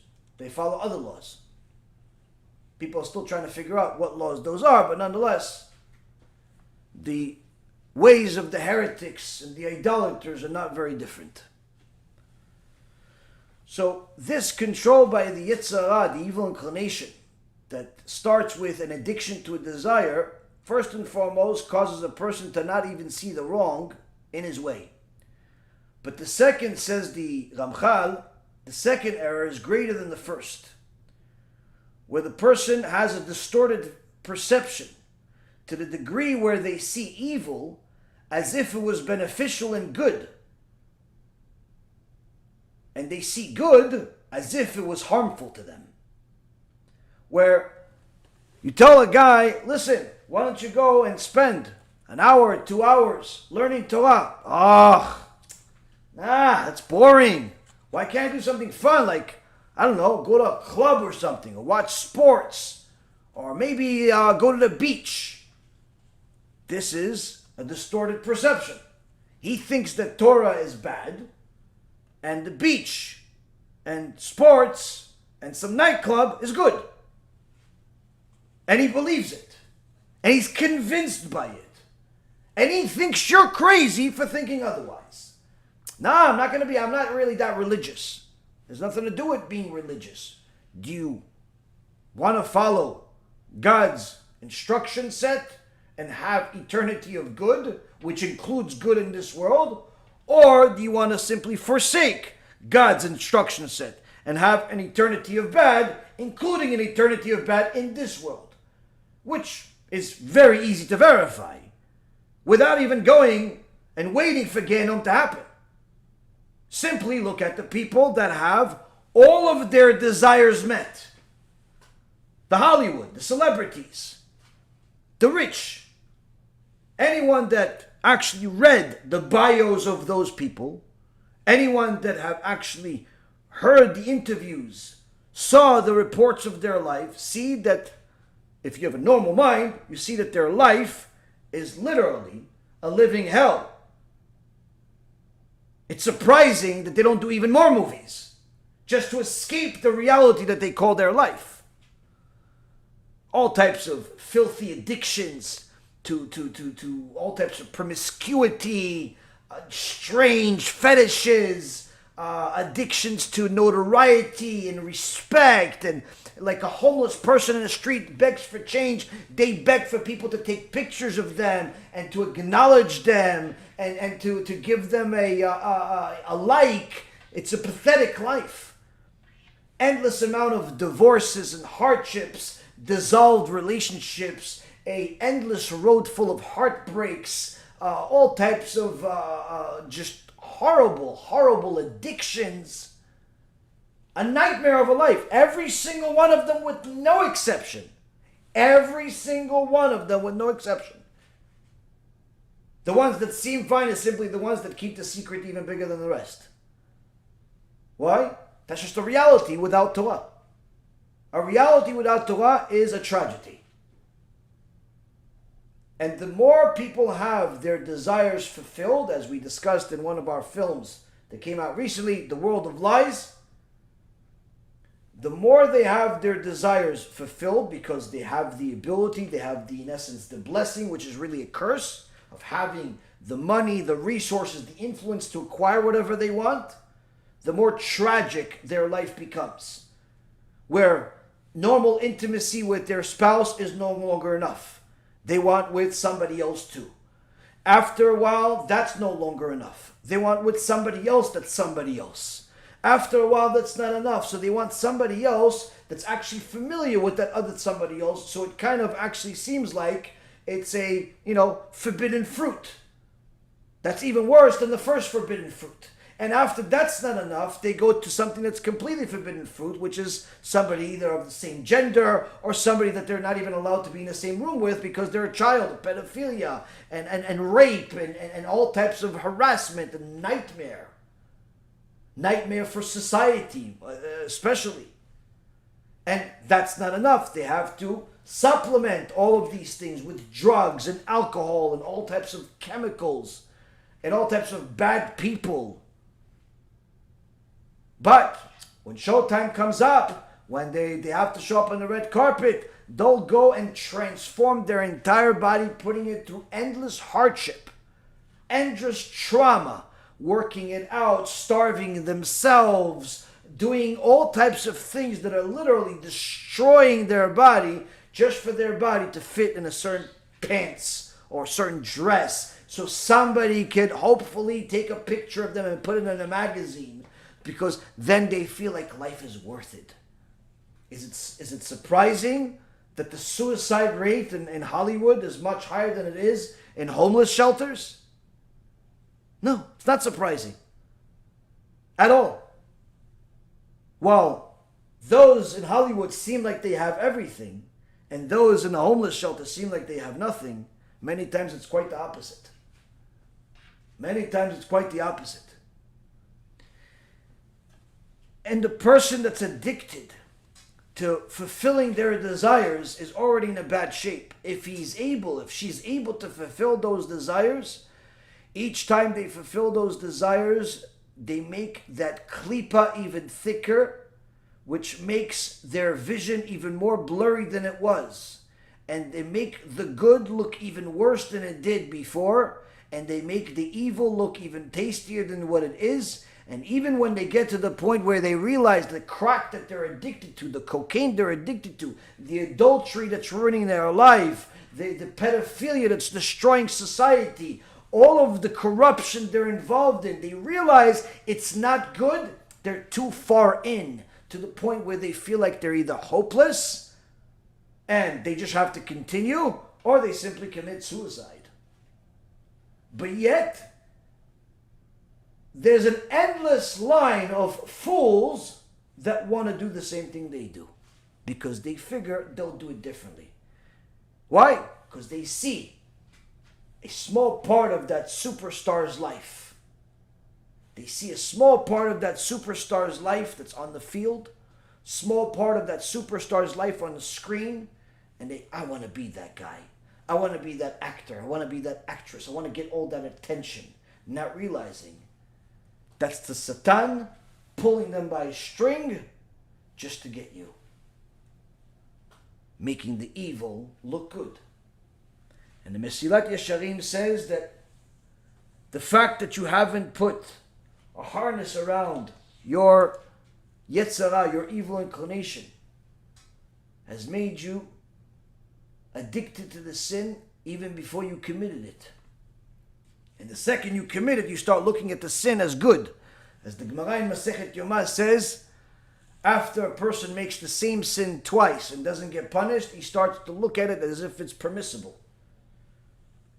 To compare it to some recent news, the first time that Goldberg brought in a Christian missionary and nobody punished him, it wasn't discouraging enough for him to do it again. So after he did it the second time and nobody punished him, he started viewing it as good. And that's why by the third and the fourth time he brought a Christian missionary to his synagogue, not only did he fight for it even more than he fights for the Torah, for the mitzvot, and for everything else, but you have a bunch of other rabbis that have joined them along the way over the last couple of years, also inviting Christian missionaries to their synagogues or inviting themselves to the Christian channels and the Christian places in order to partner up with our frenemies. The Mesilat Yesharim says that not only do these people lack the ability to see the truth and perceive the evil that is before them, they also think that they can find analytical proof and concrete evidence to draw from life to support the evil ideas and their deceitful opinions.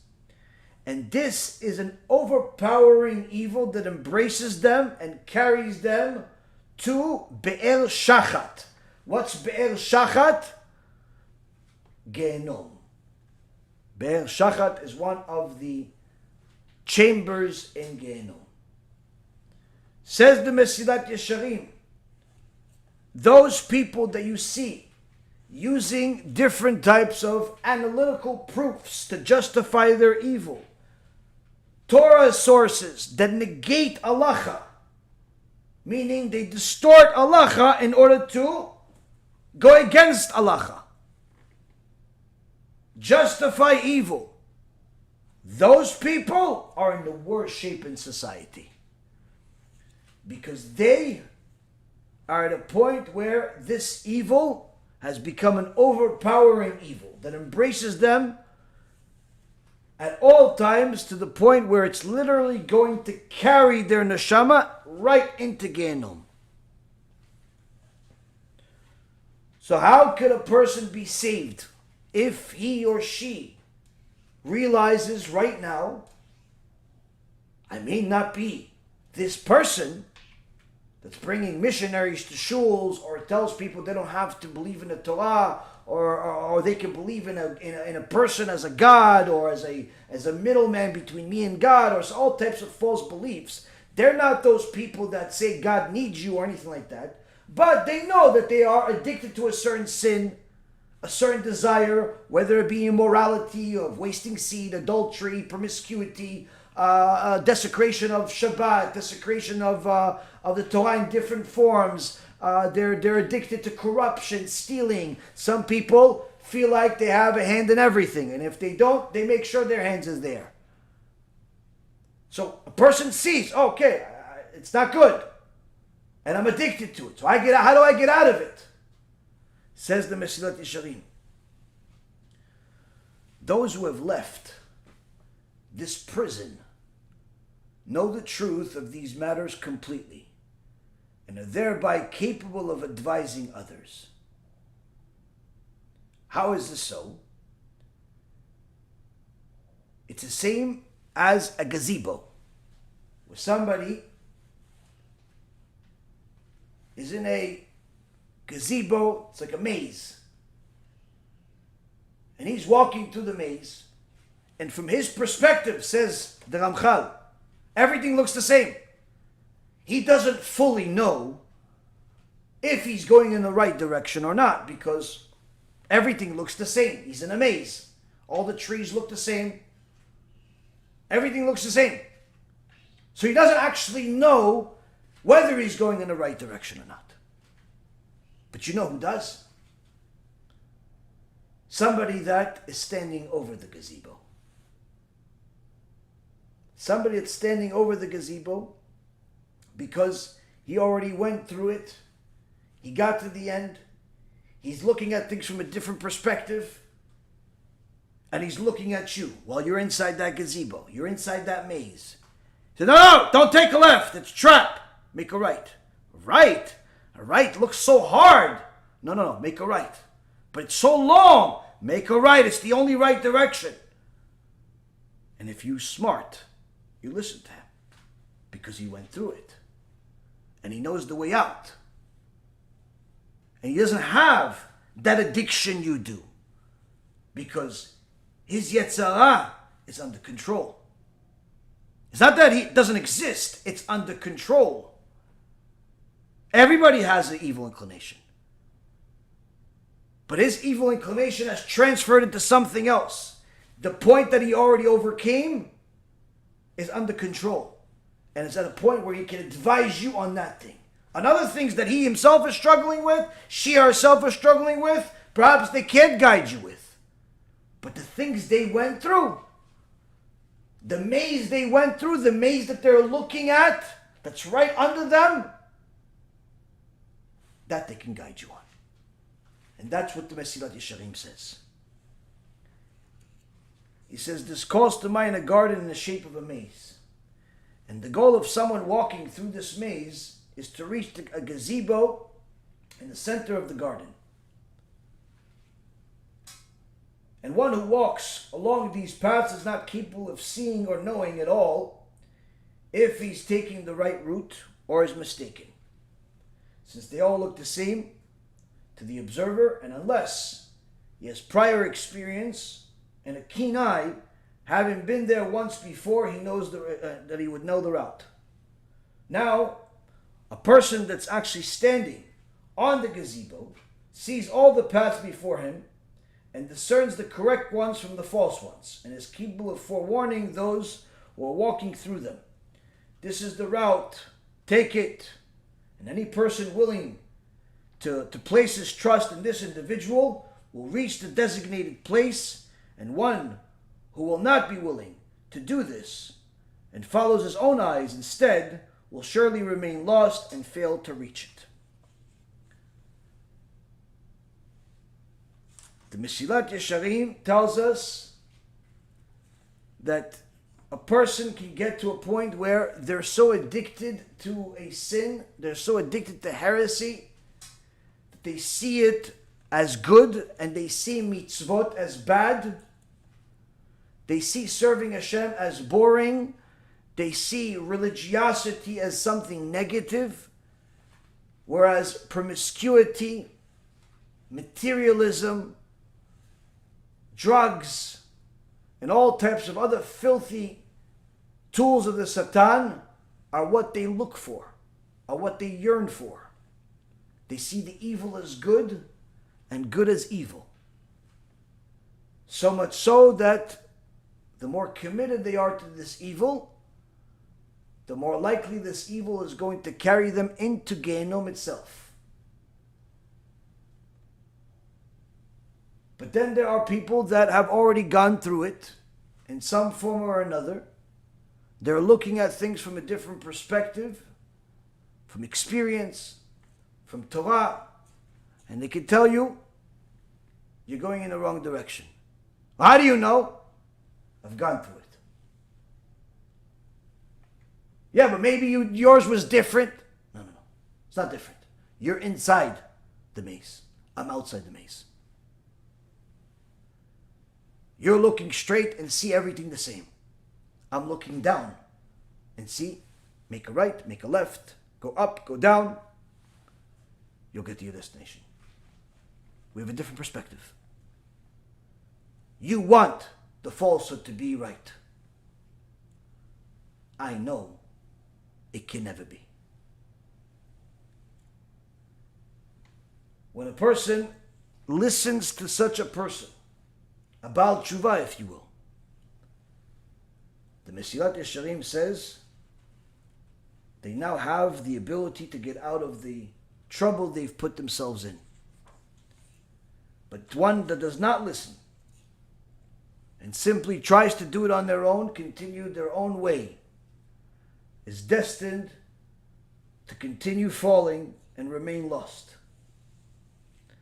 And therefore, those that rule over their evil inclination, who have already reached the gazebo and have already left the path and have clearly seen all the routes before them, they're competent to advise whoever is willing to listen, and we must place our trust in them. And what is the advice that they give us? Come to cheshbon. Come for self-accounting.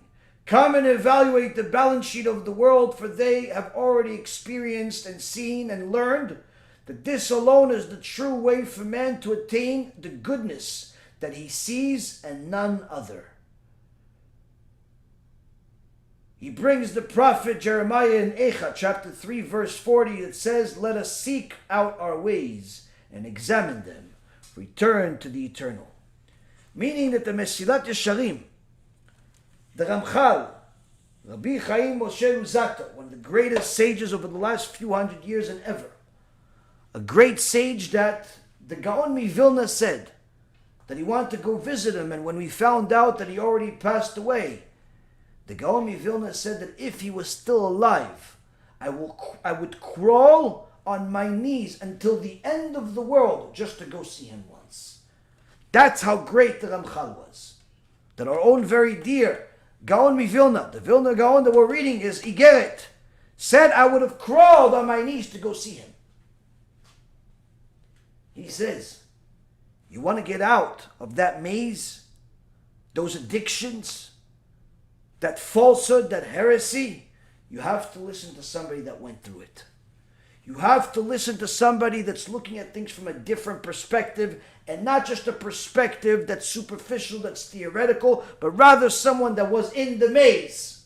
Why? Because they don't just have the knowledge from the book, they have the knowledge from their own blood, sweat, and tears.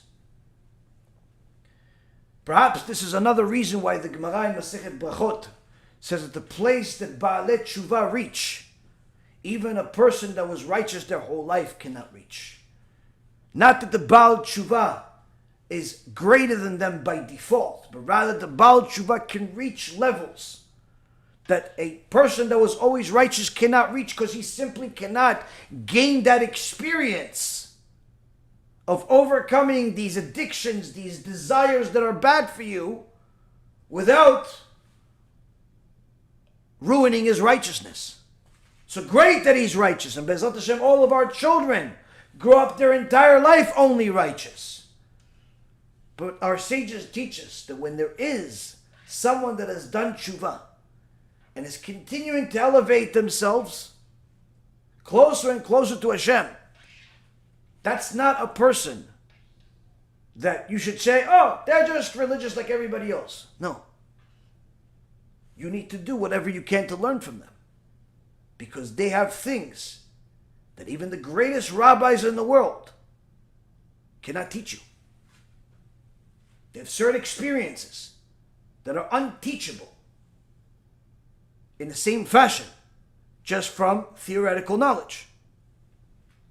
Now, the beauty is that when you combine both the Torah of the greatest sages in the world and the overcoming of the addictions and the desires and the falsehood and the garbage,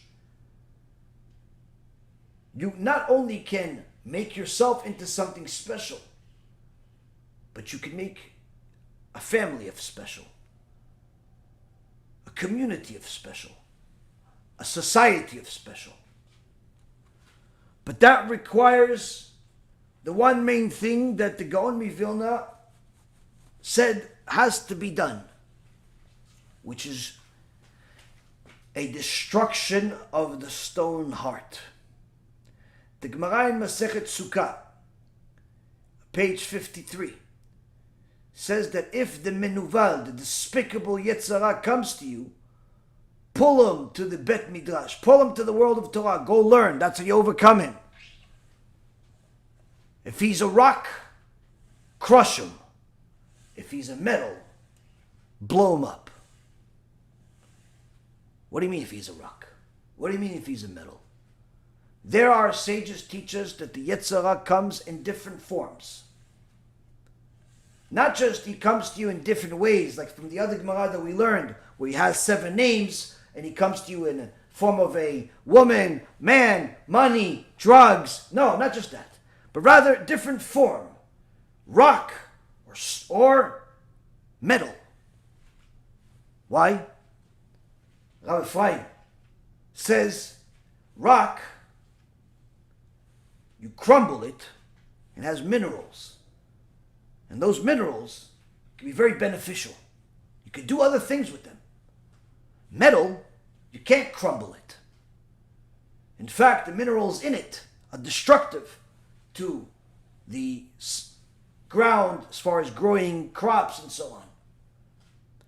To teach us, this analogy is to teach us that there's a Yetzer Hara, there's an evil inclination that's a rock. You have to break it, you have to destroy it, but thereby learn how to use that evil inclination for good. Take the good out of it and use it. You have a very ambitious mentality, chasing money, chasing women, chasing all types of desires. That's terrible. But it's not altogether terrible. You can use that same passion to go chase more Torah, more innovation in the way to teach people, communicate with people, help people. Use that passion to help people get closer to Hashem. Use that addiction to learn more and do more good. Use the good of that Yetzer Hara, of that evil inclination. Use the good parts of it to serve Hashem. But then there is evil, like the metal. Nothing good will come out of it. You have to blow it up. Meaning, it has to be destroyed and eliminated altogether. Your addiction to immorality, your addiction to drugs, your addiction to corruption has to be eliminated. There is no other way. You cannot enter Gan Eden with blood on your hands, whether that blood is from the immorality of wasted seed and otherwise, or the blood is from stolen money. Stolen money that was acquired in an honest business. It's always an honest business and dishonest gains.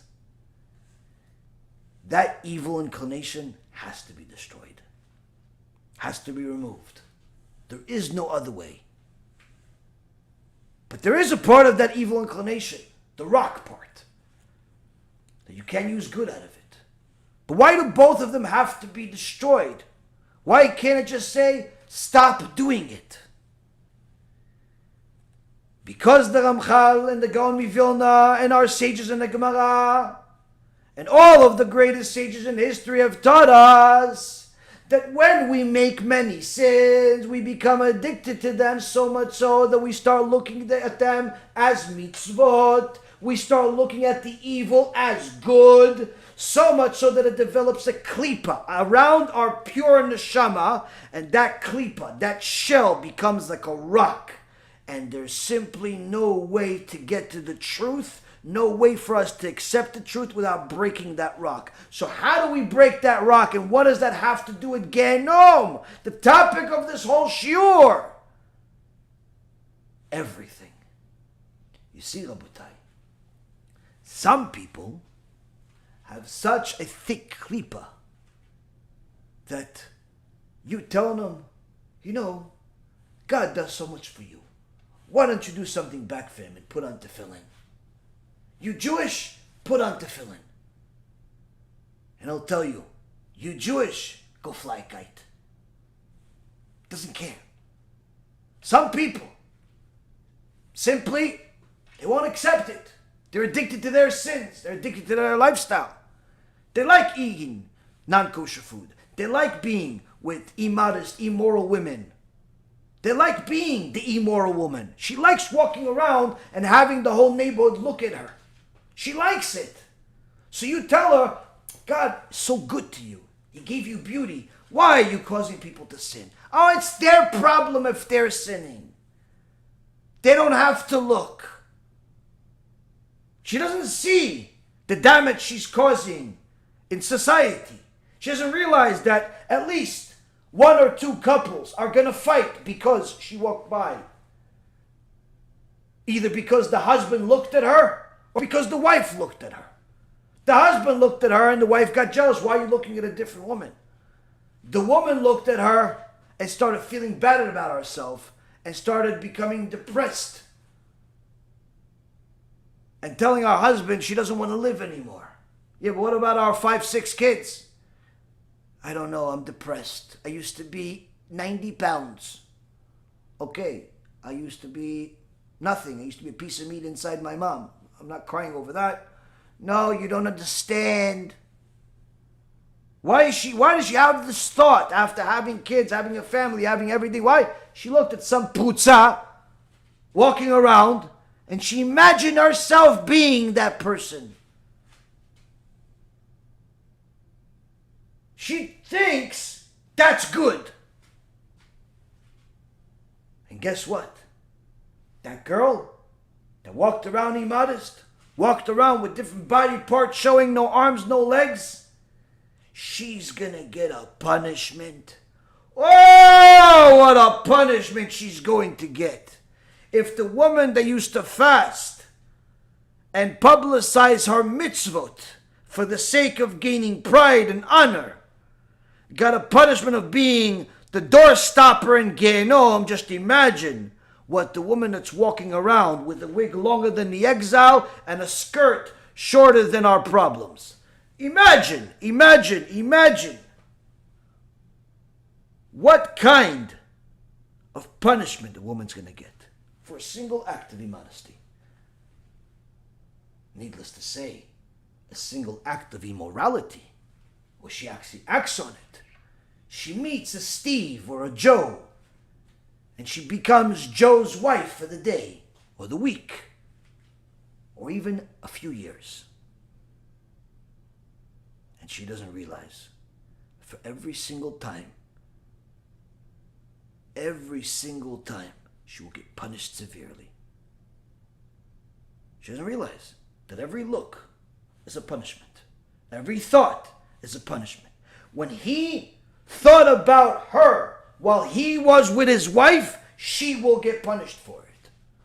Meaning that the ramifications of her simple walk to the store are so horrendous that it's impossible to quantify how much damage she's causing to herself and how much damage she's causing to society.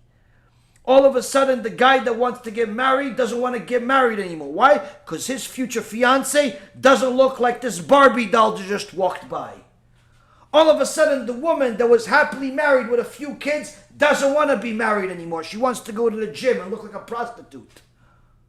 All of a sudden, the newly married man doesn't want to be a newly married man. Why? Because he figures maybe I can do better.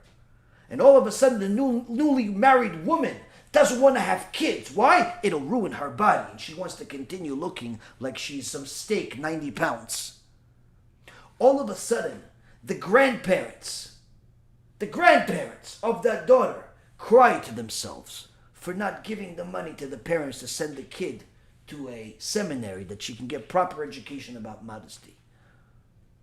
All of a sudden, the parents are disappointed that their daughter that admires the celebrity acted like the celebrity, only that their daughter ended up pregnant at 14 years old with some guy they don't even know his name. And all of a sudden, there's a new baby in the world with no father.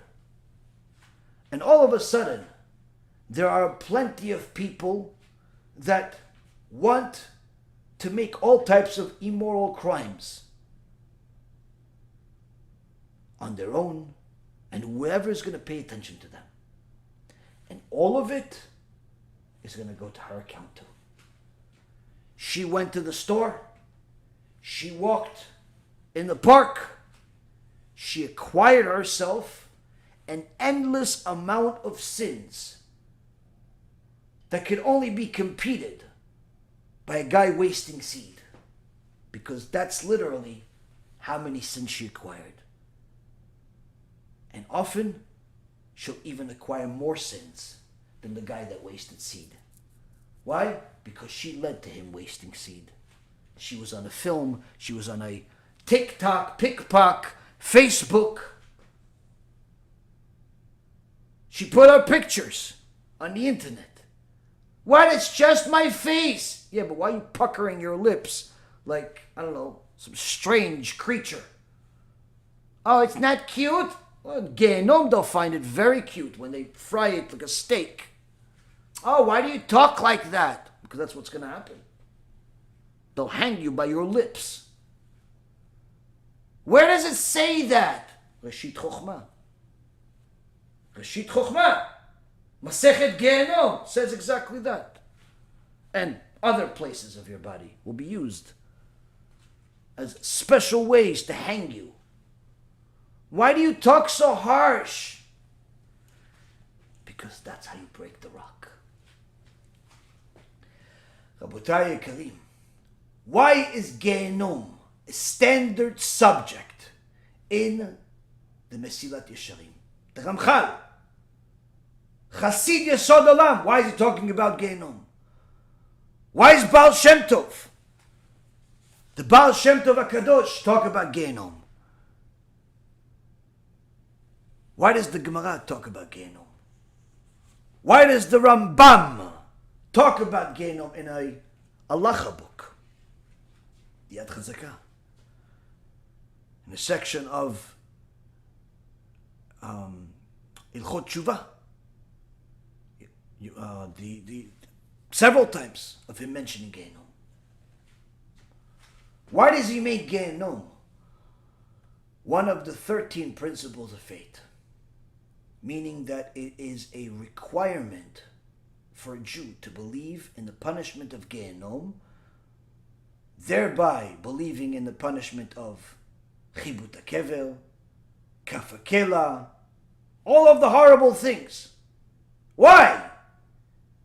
Why does everybody have to listen to it, follow it, engrave it into their heart?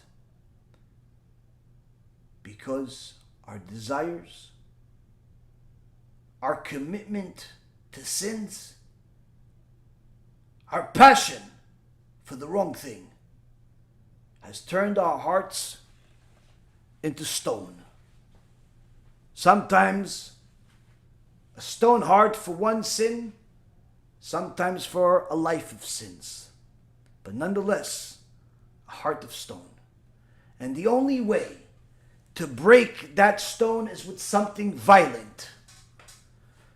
So HaKadosh Baruch Hu in His mercy says, I'm going to divinely inspire my sages, my messengers, my prophets, Tanaim, Amoraim, Gdolei Ador, to give prophecies, to give teachings, to give insights all across all spectrums of the Torah. They give you the details of punishment, of what happens after this life is over in this world. The reincarnation into animals, reincarnation into rocks, reincarnation into cats, like we reported in a story today. Reincarnation of a Jew into a Gentile body, or vice versa. Reincarnation of all types of strange things. Kafakela of having a neshama destroyed in such a fashion that its only hope is to escape the destructive angels and enter into another human being, just to park there for long enough time to avoid suffering just for a few moments. Called a dibuk. To have a new role in the world, instead of serving Hashem by doing mitzvot, serving Hashem by being a demon and torturing people in nightmares and all types of other strange things. Why?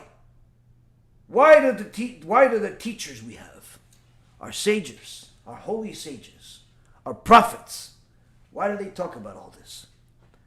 Because the only way to break that rock, to make the metal explode, is through violence. And there's two forms of violence. One, learn about what happened to others. Learn about what happened to others that went against Hashem and ended up in Gehinnom. And what HaKadosh Baruch Hu did to those women that walked around with their chest sticking out and tight clothes and lips puckered. Learn from the prophet Isaiah that saw Gehinnom with his own eyes, and how those very same women were hanging by those body parts in Gehinnom. Learn what happened to all those men that ignored the teachings of Kedusha and wasted seed and therefore had to hang by their male members. And even the ones that didn't sin as much still had to have special angels have a spiritual surgery on that male member once they already arrived in the real world to remove all of the rust, spiritual rust that desecrated their brit. A painful, painful surgery. Because they didn't finish their tshuva. They didn't do the tikkunim. So there has to be something. Learn about all of those horrific stories of Kafakela. Horrific midrashim that talk about chibut kevel. Learn about what happens to all of those people that today they are the wicked leaders. But as David HaMelech says, they're like grass. That they uproot, they grow fast, look like they're doing great. Just a little bit of rain falling on them and it looks like they're doing great. But in a second, they're cut off as if they never existed. The tree, on the other hand, takes a while to grow.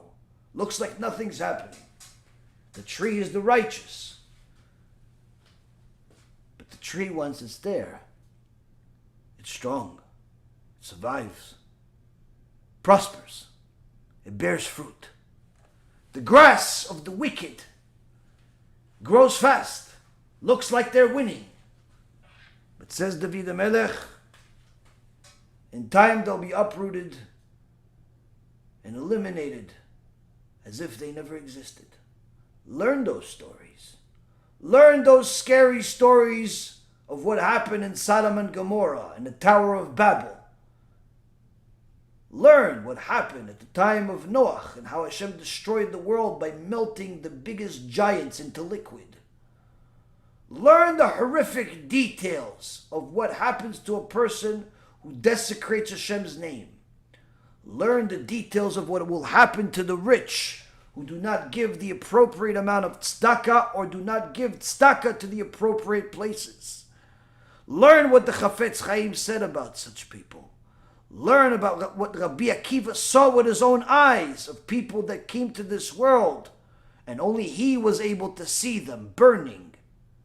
Learn. Why? Because the more you learn those things, the bigger the dent you're going to make on that stone of a heart of yours that's connecting to the sins that got people to those places.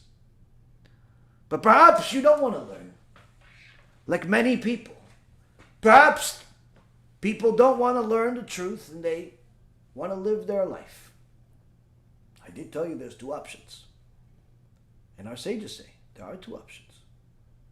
Both are violent, necessary violence, but both are violent. One is you learn, apply, and fix. Two, Hashem will teach. Hashem will teach. One day a person could be, like many people, top of the world, on his boat, fishing on a Tuesday, having a good time, has enough money in the bank, and whatever desires he wants. And even cell phone reception in the middle of the ocean. Sounds good. Until he gets a phone call. Hey, Joe, you there? Sounds like you're having a good time. Yeah, who's this? Oh, it's your doctor. Oh, yeah, Doc, what's up? Well, listen, I gotta talk to you. Well, listen, I'm out in the ocean. I can't. What do you want? Well, I know I gotta talk to you. I gotta talk to you now. Listen, I don't want to ruin your day, but you know that check that you came here 2 weeks ago? Yeah, well, it came back with something. What do you mean it came back with something? Well, we sent it to the biggest experts, and they not only found something, but they said that you have a disease that's going to kill you. You only have 2 weeks to live. Wow. Okay, so what was the other thing you wanted to tell me? We've been trying to reach you for 2 weeks.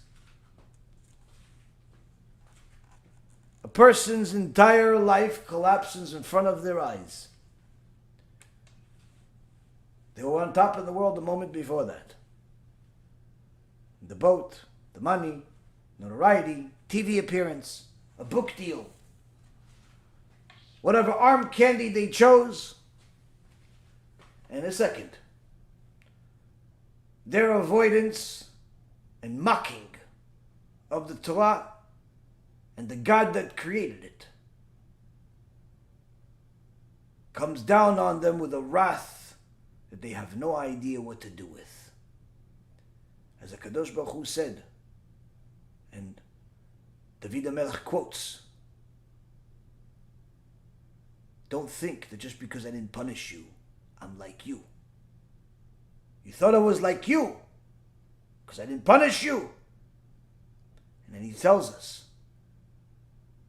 that those that go against him, the time will come where you put his hands around them and no one will be able to save them. Tehillim. Psalms. It's not even something that you get from mystical part that people like to go against. Simple, basic level Judaism. So you ask yourself, why isn't everything I just said and more taught on a regular basis at least once a week in every single yeshiva, every single synagogue, and at least gets a 2 to 5 minute clip out of every rabbi that speaks publicly each month? You know, just like they publish all the other nonsensical clips that tell nothing to nobody. How come? Well, guys, maybe our klipa is so big that we're holding back the truth from ourselves, so much so that we're influencing the speakers to be scared to tell us the truth. Or maybe what, like Rabbi Shimon Bar Yochai said, that most people that are going to lead the generation before Mashiach are not going to be people of truth, but rather people of lies. Or maybe a combination of both. Maybe we have to pray to Hashem to give us the truth, and the truth will come.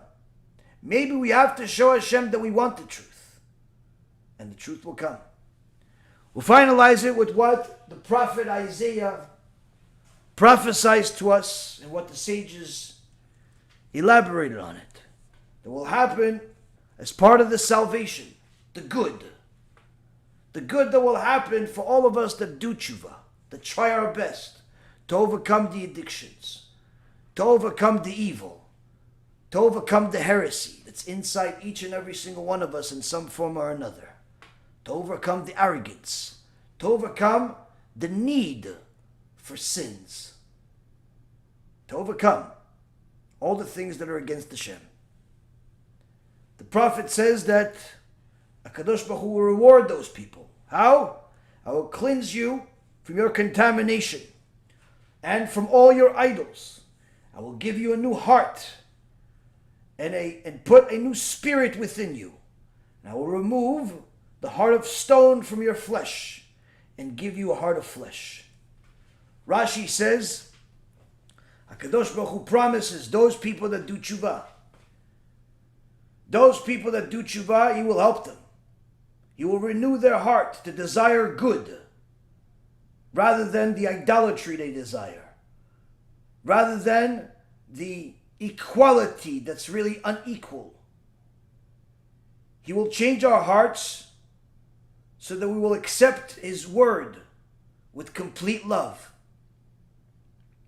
The Abarbanel says that the lust that we have inside us, that comes from the evil inclination, will be redirected into a powerful desire that, instead of it being a desire for sin and for satisfying our animal instincts, that desire will be redirected to allowing our intellect to control our heart, and will now turn into desire for doing good, holy, and positive. What about the removing of the heart of stone? Says the Baal HaMetzudot, and also the Mari, that this removal of the heart of stone is that our inclination for idolatry and sin and filth is comparable to a heart of stone. A heart that's so devoted to sins that it actually resists the truth. And therefore, the Reshit Chokhmah says that the Holy One, blessed is He, says to Am Yisrael that if we remove a little bit of our evil inclination, fight it a little bit. You fight the evil inclination in this world, then He promises that in the world to come, He will remove it completely and give us a heart that only desires the best for our own neshamot.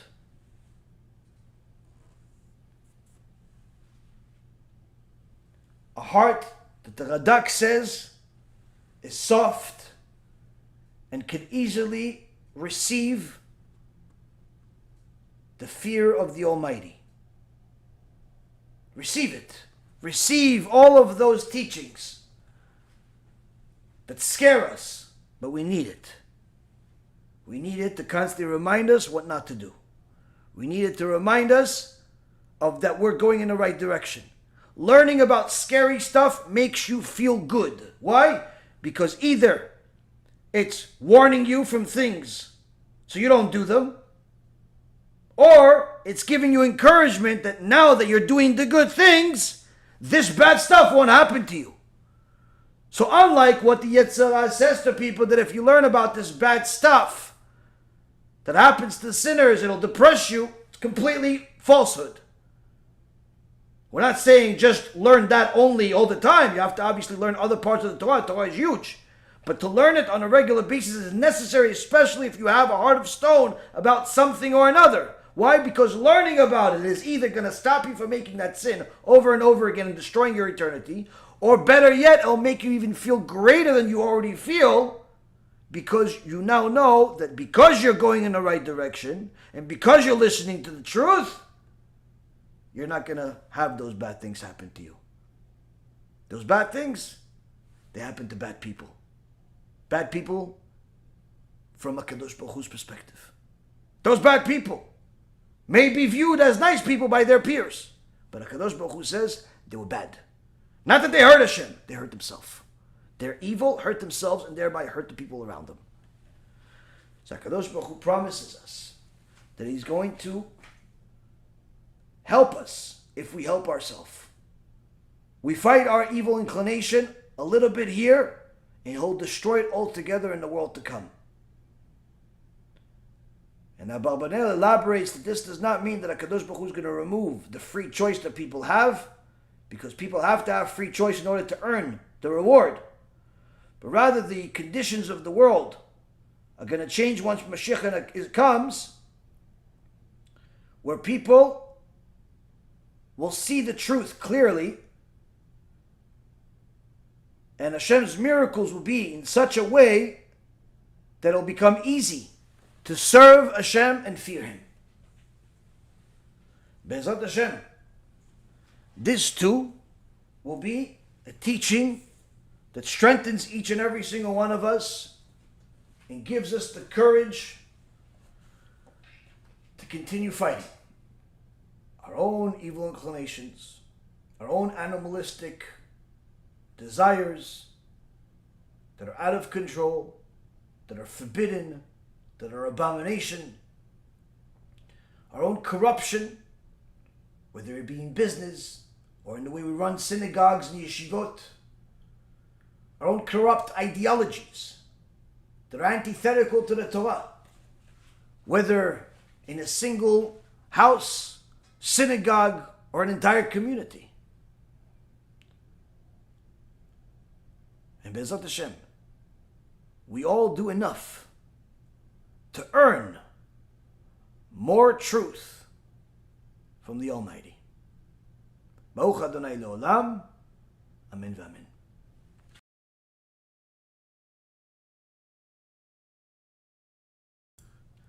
B'shem Hashem na'aseh v'natzliach. Shalom v'cha, chaverim יקרים. You're never going to believe it.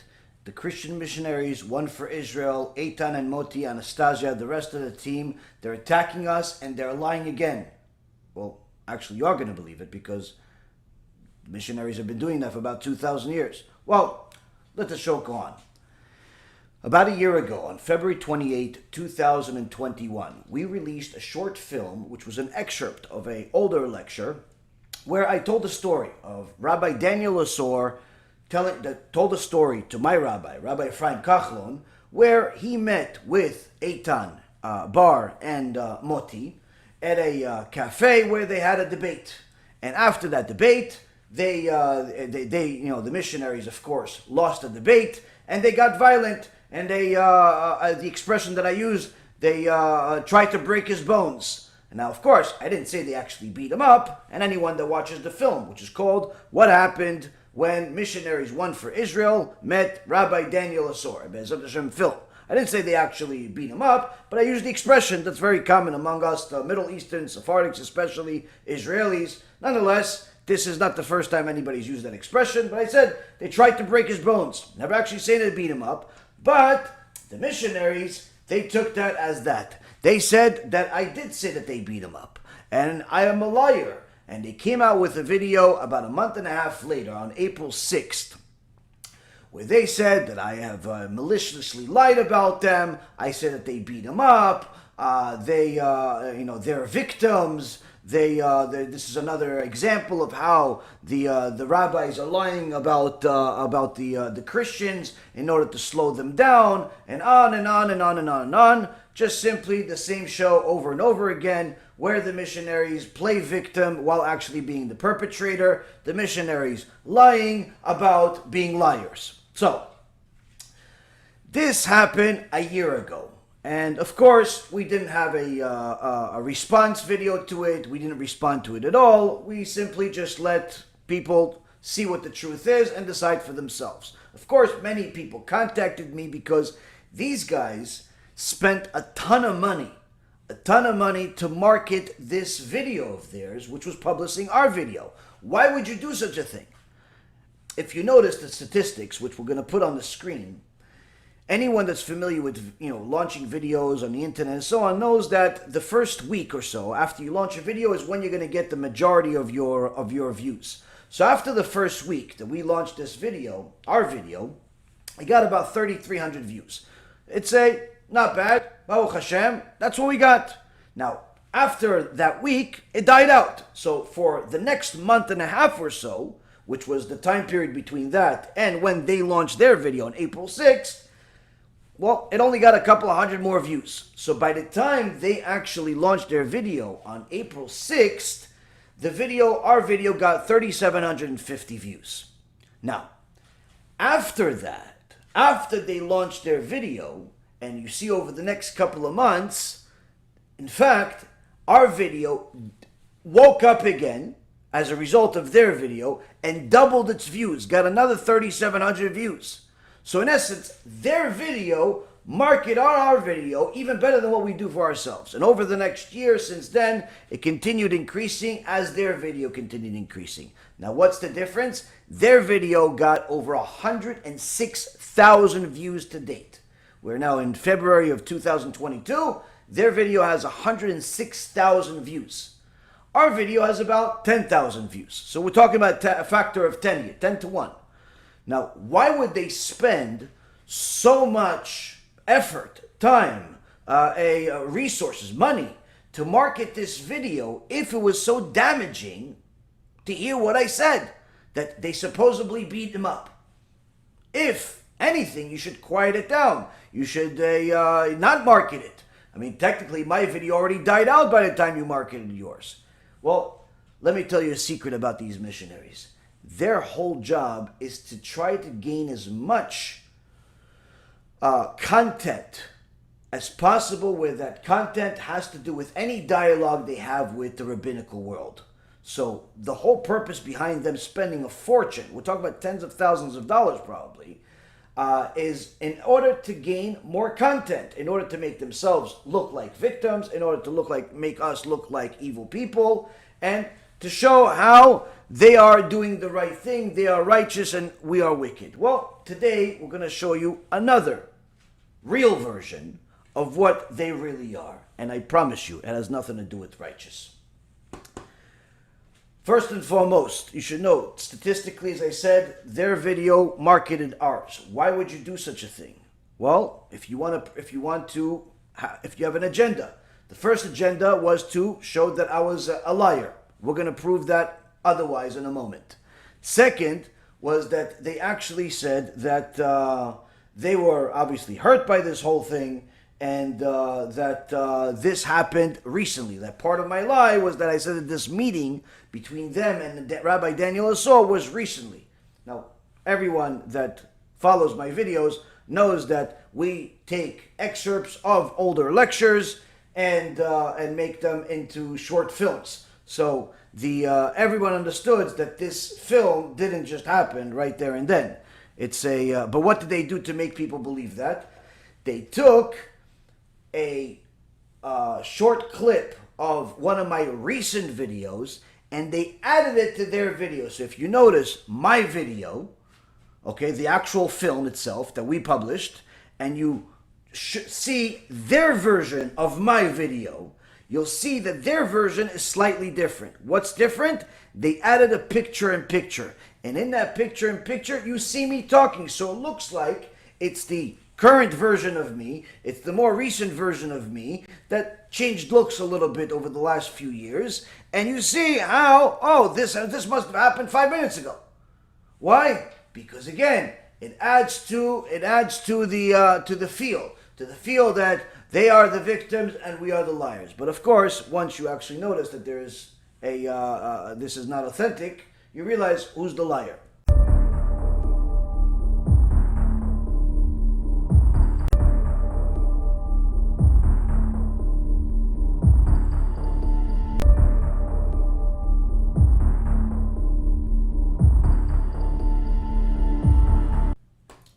The other thing is that they mentioned that they got a testimony from Rabbi Daniel Asor that he agrees with them that I'm a liar. He said that I'm a liar. Daniel Asor wrote me back and verified in writing that this is an untrue story, a myth, actually using the word a lie.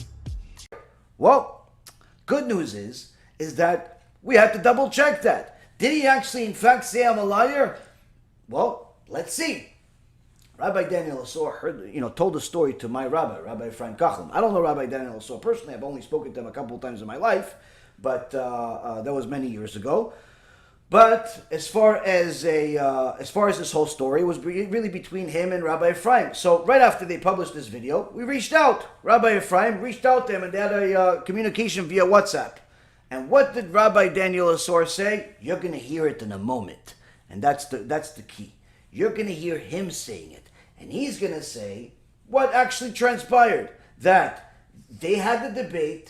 After the debate, Eitan Bar did get physically threatening, bumping his chest into aggressively into Rabbi Daniel Asor as if trying to implicate that he wants to fight him. Rabbi Daniel Asor had to restrain him by taking his two hands and putting them together. Of course, trying to stop something from getting out of hand because he was getting threatening. He was getting violent. And this, Rabotai, is what the missionaries don't want you to believe. So how could it be that Rabbi Daniel Asor called me a liar? He called the story a lie. What's the story a lie? They told him that I said that they hit him. So he said, that's not true. That's a lie. You didn't hit me. So of course, the question they asked, or what they said, their statement, which is in essence a lie about what I said, is that yes, they said they hit him. He said, no, that's a lie. You didn't hit me. You didn't hit me. But the good news is, I didn't say they hit him. I said they tried, so they got aggressive. And that's why he answered the way he answered. And that's why we had to get this on recording. Not some hearsay. You're going to hear it from Rabbi Daniel Asor. הם פנו אליי וטענו שאתם פרסמתם, שאתם שברתם לי את העצמות, שהם שברו לי את העצמות, שהם הרביצו לי מכות. אז אני אמרתי שזה לא כך, שאני לא סיפרתי את הסיפור כך. נכון, הייתי עם שומרי ראש, הרב, היה שם יחיעם, מנהל המחלקה, נגד נצרות, היה שם בנימין קלוגר. נכון, מה זה החל להתלהם? כשאני אומר הוא החל להתלהם, נכון, הוא ניסה, כאילו, הוא בא עם החזה שלו, ונכון, אני הצמדתי לו את הידיים, אבל זה לא לשבור את העצמות, זה לא להרביץ מכות, זה לא... הוא לא תקף, מה זה תקף? זה מה שהיה, אני מספר לך בדיוק מה היה, תקרא לזה שאתה רוצה לקרוא לזה. זה הכל, נכון, הוא התחיל להתלהם, הוא בא עם החזה שלו ונצמדתי לו את הידיים, זה הכל. וחשבתי שלכן לא ראוי להיפגש איתו שוב פעם. כל העניין האם להיפגש איתו שוב או לא, כשהוא ביקש להיפגש לוויכוח, ואמרתי שאין מה להיפגש עם בן אדם כזה, שאז הוא היה בחור צעיר והיום הוא, לא יודע, כבר עושה דוקטורט בתחום, אבל טענתי שזה יהיה חילול השם לחשוף את הסטודנטים באוניברסיטת תל אביב לוויכוח מהסוג הזה, לתת לו במה.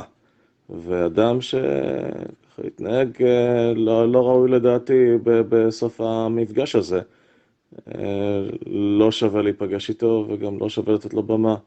זה הכל. I've been sitting on this for over a year because there was simply no reason to expose this to the public. I had a couple of close students that knew about it.